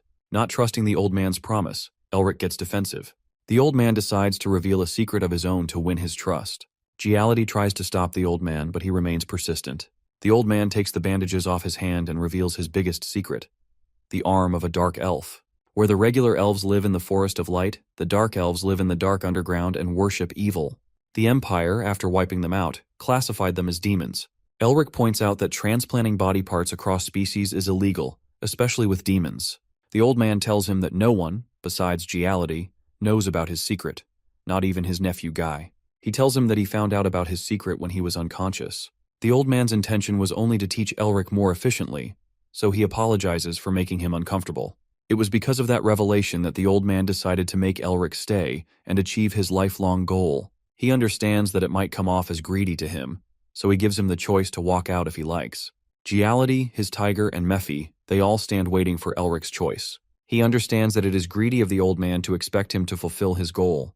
However, he also sees things from the old man's perspective. He understands that just like the old man, he too is working towards a goal, so he cannot refuse him. Elric bows before Master Neresta in respect and accepts him as his master. Then, he asks the master about his next steps and the name of the demon. The old man tells him that the beast is known by many names from east to west, but the Lui call it the vicious beast, Shu. Without hesitating, Elric steps forward with confidence to complete his task. Even Mephisto recognized Shu's power, so absorbing its seal could greatly strengthen him. However, he still doesn't know how to absorb seals. Mephi gets annoyed that he didn't even know how to absorb the seals while acting so confident all that time. He tells him that for demons, absorbing seals is the same as eating. No one tells someone how to eat, so he can't teach him how to absorb the seals. The gravity of the situation settles in for Elric. The Grand Caller shows no reaction, and when he first absorbed the Mountain King's seal, it happened on its own. Finally, a realization makes everything clear. All he has to do is absorb. Elric moves forward, and the beast starts to scream and move around while he absorbs its seal. It wasn't just magic, martial arts, and body fortification that he learned in the past week. He also learned to harmonize the different magical energies within him. Elric used his new knowledge to combine the mechanism of seals and incantation, and it worked.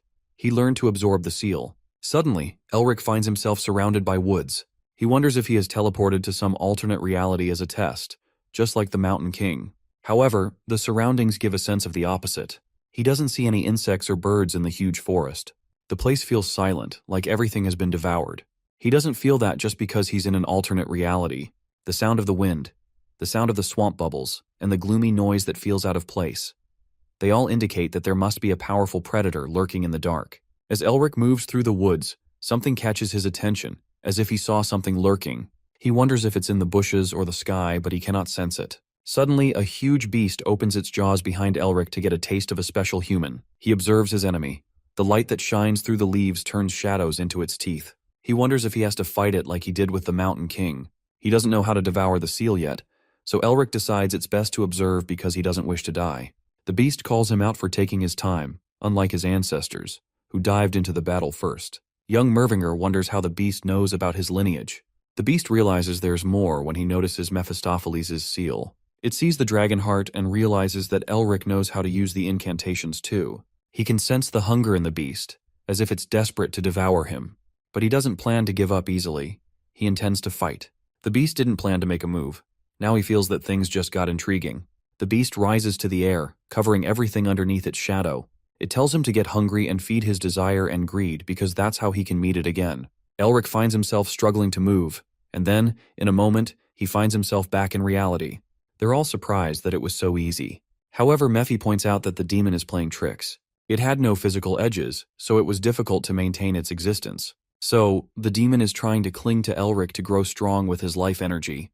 He wonders if the demon wants him to use the seal to make himself stronger so it can gain back its original powers. He asks Mephi for the demon's name, but Mephi refuses to help.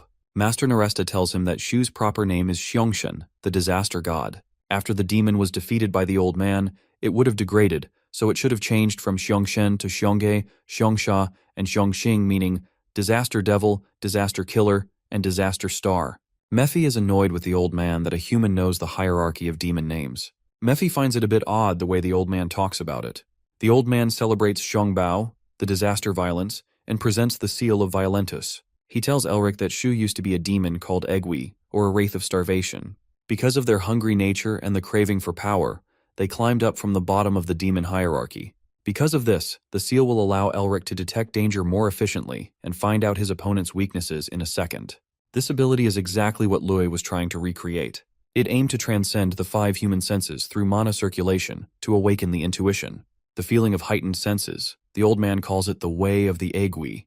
The old man bursts into tears, successfully acquiring the seal of Shu. He tells Elric that he now needs to enhance the seal so he can compete with Zhu's real form. Elric sees the detailed knowledge that the Louis and Master Augustine have acquired. He understands how difficult it must have been for them to gain such information, and they gathered all this knowledge for only one goal. The goal was to acquire the seal of Violentus, and Elric decides to serve the Louis's purpose. Suddenly, Elric feels his heart itch and his senses heightened the way the master told him. He talks to the old man about it, but then Sean rushes in, tired and gasping for breath as if he ran a marathon. Without explaining much, he tells Elric to get out because he is in danger. Meanwhile, back at the Neresta Palace, Hanabi calls Tasha to show her something. She asks if the Duke of the Shining Star has finished his training, but then sees a girl approach. She tells Hanabi to keep the girl waiting for a little longer, and then she will greet her herself. The girl is Elric's sister, who is there to see her brother. As Elric learns about his sister's arrival and her face-off against Tasha, he rushes to the Neresta Palace in a hurry, as if the worst is about to happen. He tells Sean that he should have stopped her. However, Sean points out that Elric is the one to blame. He is the reason Tasha has gotten so competitive. Meanwhile, Tasha goes off to face Elric's sister. She has nothing to worry about because she remembers Sean mentioning that she probably has no magic talent. However, Elric is scared of his sister, and it can't be just because of her age, which makes Tasha wonder what's so special about her. Elric's sister keeps waiting at the door. The guards refuse to let her in. She insists on meeting Sean, but the guards tell her that they can't go against Tasha's orders. While she asks the guards why Tasha won't let her in, she hears her from behind. Elric's sister, Heise Mervinger, bows in respect before Tasha. Her politeness despite the harsh treatment comes off as a surprise to Tasha. Heise asks her the reason why she's not allowed inside. Tasha tells her that they can't allow someone to randomly walk in and out of the Neresta Palace. Despite the visible traits of the Mervinger family, Tasha argues that she can't just trust anyone because it could be a disguise. Besides, it is protocol. To make Heise prove herself, Tasha challenges her to a duel. However, Heise can't use magic, so Tasha proposes using aura as an alternative. In a dramatic way, Heise tells Tasha she doesn't want to hurt her. Tasha flicks her fingers, and a blast goes off, transforming the surroundings into a battleground. The huge boulders float around, and Heise's suitcase transforms into a heavy hammer. Lady Tasha uses her fire magic and elevates into the air to attack Heise with fire. They both talk about their competitive nature. Heise tells Tasha that sometimes she split Elric's head open in competition. Heise's strength becomes undeniably visible as she throws her gigantic hammer with little effort. Tasha's eyes remain wide open in shock when she sees Heise's 100-kilo heavy hammer fly off at her face. Heise, being a martial artist, was already a surprise for her, but her throw of that heavy hammer without using aura proves her elite genetics. As the hammer slams to the ground, the Black Skull logo reveals shocking new information. Heise is a member of the most powerful mercenary guild of the Empire. It becomes clear why Elric was scared of her in the first place, but Tasha doesn't plan to go easy yet. As they continue to take swings at each other, someone interrupts the fight. Annoyed by the unwanted interruption that ruined their fun, Heise grabs her brother by the throat. Elric tells his sister that although she's enjoying sparring with Tasha, she cannot destroy their home. Heise, no longer in the mood for charms, tells Elric that she needs to talk to him. Meanwhile, Tasha decides to gather some intel on Heise. To her disappointment, there exists no record of her information. However, it doesn't surprise her since the Black Skull is the Empire's most powerful mercenary guild. She understands that they must keep secrets as a measure to stay safe from the enemies they must have made with that power. The only high society ties the leader of Black Skull had were with the Grey Lion of Domus Leonis. No one thought that the elder daughter of the Mervinger family would be a member of this guild. At first, Tasha thought Elric's power was reason enough to make an alliance with the Mervingers. But now Heise's connection to the Black Skull and her power is all the more reason to stay friendly with the Mervingers. Meanwhile, Elric and Heise's quarrel continues. She chases him with her hammer while Elric fights for his life. She points out how Elric has learned magic and talks back to his sister, but then swings her hammer at him. Elric manages to dodge the death blow thanks to the Way of Eggy. Heise has always threatened to break off Elric's legs every time he caused trouble. Meanwhile, Mephi enjoys the fight from a distance. He has never seen Elric so scared before, and watching someone use aura instead of mana for the first time really intrigues Mephi. Heise swings a blow that Elric can't dodge. He casts a shield to block the attack. Even with his abilities, Elric struggles to hold his ground against his sister's powerful attack. But as he looks up, he finds Heise holding down her hammer. She was relieved that Elric was trying his best when she found out that he's going to the dragon's den. But then he fell unconscious. After waking up, he disappeared and never contacted her. She was upset that Elric never contacted her, and she had to go half a year without him. Heise was always protective of Elric, always stopping him from doing things, and he hated her for it. But he also understands that she wasn't trying to control him. After their parents' death, it was she who took on the role of an adult. She had no family except him, so of course she was protective and wanted to take care of her brother. Elric tells her everything, that his being unconscious and disappearing, all of it, was to their family's mission. Even though he felt like giving up on the mission, he felt that there's no point in restoring the family's honor. But then, after some experiences, he realized that demons and evil could take over the world any time. He thought it would be a disgrace to the family if he chose to hide instead of fighting evil like their ancestors did. Elric tells Heise that he is going north to find the mission of their ancestors, and no matter how dangerous it gets, he wishes to fulfill the mission, just like their grandfather. He will keep going until the whole world shines like stars. Tears run down Heise's cheeks as she gets emotional with her brother's speech, but she still threatens to bash his head if he disappears again. Elric points out that she was supposed to show some appreciation for his goals, but Heise tells him she won't believe him so soon after what he did. Meanwhile, Mephi, who was observing the heart-to-heart conversation of the two siblings, is disappointed that Elric didn't get more pain.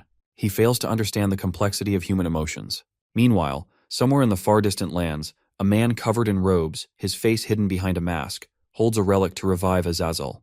3 months later, Eric continues to train day and night. He sheds his blood and sweat. At the top of the mountain, he sits idle, covering his eyes to train for the Phantom Eye. A falcon flies around him that he manages to catch, only with the help of his Phantom Eye. Master Giality praises Elric's quick adoption of the Phantom Eye, but then Master Augustine attacks him out of nowhere. Still with his eyes closed, Elric manages to block the swing, proving to his master that he has mastered the Way of the Agi too. Master Augustine tells him that he has learned everything they could teach him. From here on, he has to learn on his own by engaging in real combat. Elric sighs in relief that he never has to see both of his masters after everything they put him through. The masters think it's very mannerless of him to respond that way. Elric thanks his masters for all that he learned from them and flies away, hoping to never see them again. After Elric flies away, leaving the two, they feel nostalgic for the old days when they roamed the Empire with Seth. Augustine and Giality cherish the old days. How Seth would have thought they were grumpy old farts, and how nice they are in comparison to him. Elric fleeing to the north, leaving his masters, makes them think that he needs to learn some manners. Back at the Neresta Palace, Elric hands over the excavation rights to Tasha. She thanks Elric and tells him that a carriage is waiting outside to take him to the north. Getting the rights to the dragon's den excites Tasha because of her love for dragons, but Elric didn't expect her to be this happy. Either way, Elric is glad to have secured a friendly relation with the Nerestas. However, he wonders if Isabel has forgotten about the favor she owes him, but for now he decides to take that carriage. Meanwhile, the Blue Lion stands over the slain bodies of his enemies, the Blue Wolves, sent by Paul Whale. He feels disappointed in Paul Whale for thinking the Blue Lion was so weak that he'd send a few men to kill him. However, Isabel suggests that he must be getting eager now because he's running out of men and power, and he knows that if the Blue Lion allied with the Mervinger family, his position would be threatened. Isabel's uncles agree with her theory and suggest killing Paul once and for all. The Blue Lion tells them that he will deal with the family matter himself, but first he needs to meet the Duke of the Shining Star and then think about what to do with Paul. Somewhere out there, the masked man inquires about the failure to make Paul the next Blue Lion. Hilton tells him someone interrupted but assures him that their bigger plan won't be affected. The masked man feels that killing the Blue Lion while he was suffering from aura blockage should have been easy if Elric hadn't interfered. However, he believes going against Elric is useless right now and tells Hilton to focus on making Paul the next Blue Lion and use his body and army to serve Azazel, his true master. Meanwhile, outside the Neresta Palace, Elric is annoyed that the carriage that Tasha arranged for him came with a horseman. Not only that, Sean, Heise, and both of his masters are there too. He finds the trip with all those people annoying and embarrassing, and it feels like a family trip to him. Mephi too shows his disdain for the crowded trip. Augustine and Heise introduce each other. Heise thanks Augustine for helping her brother and calls Giality's animals cute, but Augustine tells her the cute animals are the assistants of the King of Beasts. Sean too sits with a frown, as if he's forced to go with Elric. Heise plays with the beasts, while Augustine and Giality sit in silence. As they head home, Elric feels slightly comfortable and homey. After Elric and the others leave for the north, Guy Neresta thinks it's amusing that a group of different people is traveling together. Meanwhile, Heise tells Elric to have some manners and uses Sean as an example, which Elric finds ridiculous. With the permission of the two masters, Heise decides to teach him some manners. She grabs Elric by the shoulders and takes her hammer out to go for a walk. Elric gets frightened of the hammer, but Heise drags him by his ear. Mephi, of all, enjoys seeing Elric get dragged out. As they travel through the village, they face a hindrance. A group of 3 bandits threatens them with their knives and tells them to give all their stuff. The bandits and Elric stare at each other for a moment, which agitates them even more. Elric gets out of the carriage to deal with the bandits, but Giality stops him. He wants to display his power to his students and calls his tiger. The bandits get scared for their lives when they see the tiger. As Giality is about to show his power, Elric drops a giant ice block in the middle to stop him. He tells Giality that a bloodbath isn't the way, because these mountain folks are robbing out of necessity. The bandits kneel before Elric and beg for his forgiveness, saying that their families are starving. Elric asks them if they would have been begging them if they were weak, which leaves the bandits speechless. The chief of the bandits agrees with Elric and begs him to spare his accomplices and punish him instead. The accomplices beg for their punishment instead. However, Elric decides to check whether the bandits are telling the truth about starvation. As they head inside the village, the chief tells them that their village had a drought for several years, which led to a shortage of food. Due to a lack of resources, it was either starving to death or robbery. On top of that, they can't relocate somewhere else because the nearest village is 5 days away on a horse ride. The loss of livestock due to famine made it even worse. The chief breaks down in despair and blames himself for the condition of his village. Master Augustine acknowledges that the villagers have done wrong by robbing, but suggests showing mercy because it is the Empire's failure to not send welfare. He believes that looking after the needy is a duty of nobility. The chief thanks Elric in joy and promises to never rob anyone again. However, Mephi continues to look around. He scans his surroundings and senses a faint demonic energy coming from the fields. They head to the vast barren lands. Master Augustine asks Elric if he's sure about the demonic energy because he can't sense anything. Mephi tells Elric that the demonic energy is buried somewhere underneath this vast land, and he should keep his promise of giving him the demonic energy. Elric agrees with Mephi and tells everyone to step aside so he can pierce through the ground. He summons a giant ice block and in an instant creates a giant hollow pit in the ground, surprising the bystanders. Elric jumps into the pit and finds a chest hidden underneath. He opens the chest, and tremendous amounts of demonic energy come out. To everyone's surprise, a relic remains hidden in the chest. There exist 4 demon lords serving the Dark Lord and ruling over the demons. Mephistopheles, the prince of original sin. Shaitan, the prince of demise. Lilith, the princess of fornication. And Azazel, the prince of insanity, the demon lord and tyrant who controlled the biggest army of higher demons. Azazel was obsessed with the human world and destroyed countless kingdoms under his invasion. The totem is made by Azazel's followers to use it for human sacrifice. Elric suspects that the totem made for human sacrifice could mean that the villagers were to be sacrificed for Azazel's revival. Mephi agrees that the suspicion is most likely true. He tells Elric to absorb the demonic energy of the totem and give it to him, but then Master Augustine interrupts. He suggests handing over the information to the Bureau because the totem is a discovery of the traces of demons exterminated 30 years ago. To Mephi's disappointment, Elric agrees with Master Augustine, and he can't leave the totem empty if it's going to be handed over to the Administration Bureau. He asks Mephi to teach him how to use his seal, and then he can do something, but Mephi refuses. As Master Augustine hands over the chest to Sean to have it sent to the Administration Bureau, Mephi gets desperate and offers to give Elric anything but telling him how to use his seal. Between Sean, Mephi, and Master Augustine's wish to send it to the Bureau, Shu takes one over. He senses the demonic energy in the totem and absorbs it in an instant. Mephi gets angry that Shu took over his target. Elric suggests that a totem can't bring drought to an entire village, and there must be more. Meanwhile, somewhere out there, Azazel's followers worship him while the High Priest feels something is wrong. He senses Elric's interference with the relic. The High Priest with his worshippers stands before the gigantic statue of Azazel. He asks him for his wrath to punish the disturbers. The High Priest tells his followers to tell Judah to go to Kaya and perform the revival ritual before heading north. Meanwhile, back at the village, Elric stands by the lake. He wonders why no one noticed the demons. However, the villagers are happy that they got back the water again to regrow crops. Too many people were sacrificed, but not anymore. Master Augustine tells Elric that the evidence has been sent to the Administrator Bureau, and now it is up to them to start the investigation. He assures Elric that the officials around the village will be held responsible too. However, punishing them is no longer in their control. Elric agrees with Master Augustine. With the Bureau's involvement, the demons won't move freely, and right now, he has to focus on finding the flower temple to Master Winter, and then he can wipe out the demons. The village chief thanks Elric with gratitude. Elric tells him to take care of the villagers and says goodbye to them. The villagers are surprised to know that the wizard who just helped him is none other than the Lacent hero, the Duke of the Shining Star, Elric Mervinger. They cherish in happiness that the Star of the Empire proved himself once again. As Elric and the others continue their travel, Carl calls him outside. This time it's the Oculus standing in their way. The Oculus is an intelligence agency serving mainly the Imperial family. They show no remorse to kidnap, coerce, or murder someone if that achieves their mission. Their power is equal to that of the Turium and the Domus Leonis. It doesn't surprise Elric that they are here since they failed to detect the demon activity until he had resolved everything and sent them the report with the totem. No matter their power or that they are backed by the Emperor, he is offended by the disrespect towards the Duke of the Shining Star. Elric's scoff offends them. The Oculus begins to boast about the Oculus's power, but he interrupts him, showing no care. He uses Shu's power and tells them that the fact that they're doing field work probably means they're a Viscount at best. So with or without the Imperial family's backing, they cannot talk to the Duke of the Shining Star like that. Elric's demonic power forces the Oculus to give in. They didn't know he was at the level of a high wizard. Having no choice but to give in, the Oculus agents look at each other, agreeing to a common understanding.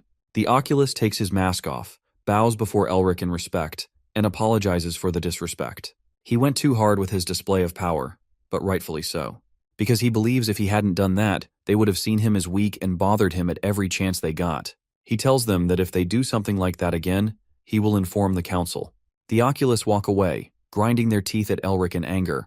But there's one more person who isn't done with them yet. Master Augustine approaches him and tells him that they dared disrespect his student, but if it were him, he would have taken their head for it. All sorts of emotions take over the Oculus agent. He never thought Elric would be a student of the strongest wizard of the Turium. So much lack of information makes it clear to him that he needs to change his informants to someone who can actually do their job. Having failed the intimidation tactics, the Oculus agent formally introduces himself as Patron from the 4th Bureau of Oculus. Elric realizes that he's from the Crown Prince's side and wonders if the news has already reached him. Elric's arrogant lack of seriousness annoys Patron, but he's forced to smile and be polite. He tells Elric that they have been secretly pursuing the remnant demons for some time and discovered an unidentified group recently. Elric tells him about Grigory, showing that he already knows, which makes Patron wonder how. He forgets that Elric is a Mervinger, a natural enemy to the demons. Elric only sent the Bureau one totem, so Patron inquired about the remaining 8 pieces. He tells Elric it is illegal and recites Article 2, Section 2. According to the article, the items relating to demons must be stored by the Imperial Court as evidence. Elric counters with Article 8, Section 1. The article states that with private ownership, the demon items can be owned by private individuals for research purposes with permission from the relevant authority. Elric already has the permission. He calls the Oculus slow to catch up. Patron shakes and trembles in frustration. He asks Elric one final question. He asks how Elric knew the exact location of the totems. Once again, Elric uses his family name to avoid answering the question, which frustrates Patron even more. Having been done with the Oculus, Elric tells them to end it here. Patron hates Elric's arrogant attitude, but he can't say anything. He politely thanks Elric for his cooperation and leaves in his carriage. After the Oculus leaves, Sean calls Elric out for being so daring against the Oculus. However, Heise thinks he did great. Giality tells Elric that the Oculus isn't the kind to let go, but Elric tells him that he doesn't plan to let them go like that. Not after they bothered him for no reason. Meanwhile, Patron kneels before the Oculus agent and apologizes for having failed. The Oculus agent changes back his disguise, revealing that it was the Crown Prince Garrett's all along. He tells Patron that it was him, the Crown Prince, who has failed them. The Crown Prince might have thought that his disguise was convincing, and it might have been if not for Elric's phantom eye skill and his control over animals. A bat sat observing everything, and Elric got wind of the Crown Prince's plans. The Crown Prince tells Patron that it's him who failed them, because it was his decision to meet Elric out of jealousy to hold him in contempt unfairly. However, clearing the remnant demons in hiding is more important right now. Patron tells him that House Garrett is working for Grigory. Their entire household is made of demons, and every bit of circumstantial evidence from the totems points to their estate. The Crown Prince tells Patron that in order to gain an advantage in the battle for the throne, he needs to succeed at this mission without any failure. The Crown Prince still has feelings for his former betrothed Isabel. He had to break off the wedding for political reasons, and Patron thinks that the reason the Crown Prince joined him in disguise was to find out information about the man who saved Isabel. Patron only wanted to make the Crown Prince more comfortable. However, his attempt to put down Elric gave him a reason to humiliate them. The Crown Prince will soon be the son leading the Empire, and therefore he cannot get involved with Elric anymore. Patron decides that it's time that Elric dies. However, Elric still observes all the plotting with his bat. Meanwhile, the Oculus gather outside the demon zone with the order to wipe out everything. Among the Oculus, Sean, Elric, and Heise fight the demons too. Because of this clever involvement, Elric was able to obtain some information. Seeing the Crown Prince in disguise among the Oculus was just a bonus. What really mattered to Elric was the information on the demon's hideout. While the Oculus and Garrett fight each other, Elric plans to rob the house and take away all the totems and run. The Masters will keep the route open for them. Elric frees Mephi to feed on demonic energy while he runs through the burning city to infiltrate the mansion.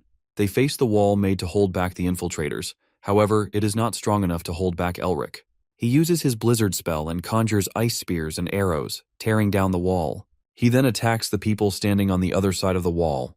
The people suddenly change their form, revealing their true appearance. They change into huge demons with wings and glowing eyes.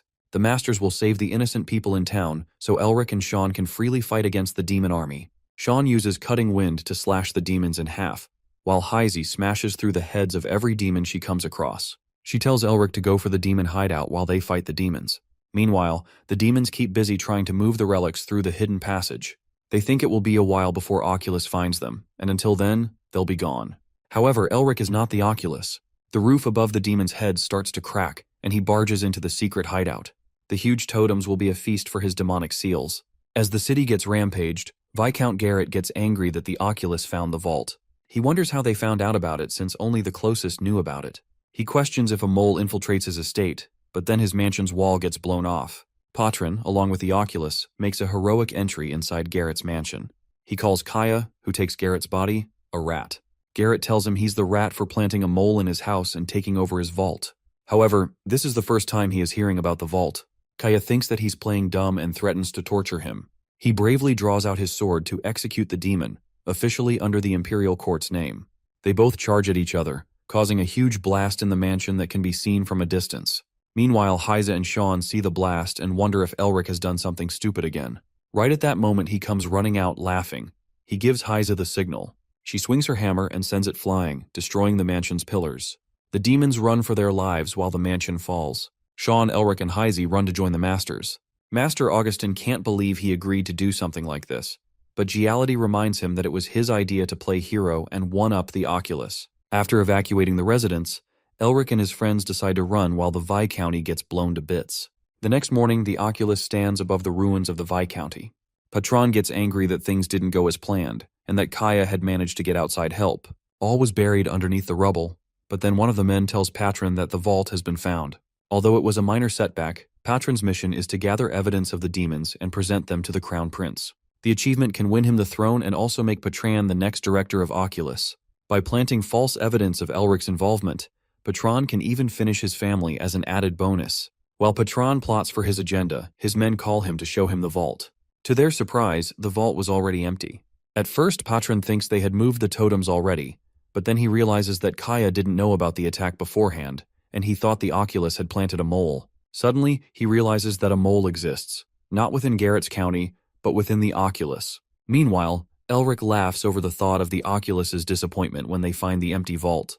Master Augustin finds his mischievous plays amusing while Mephi still sits upset. Elric calls him a petty demon lord and says he should have taught him how to use the magic seals.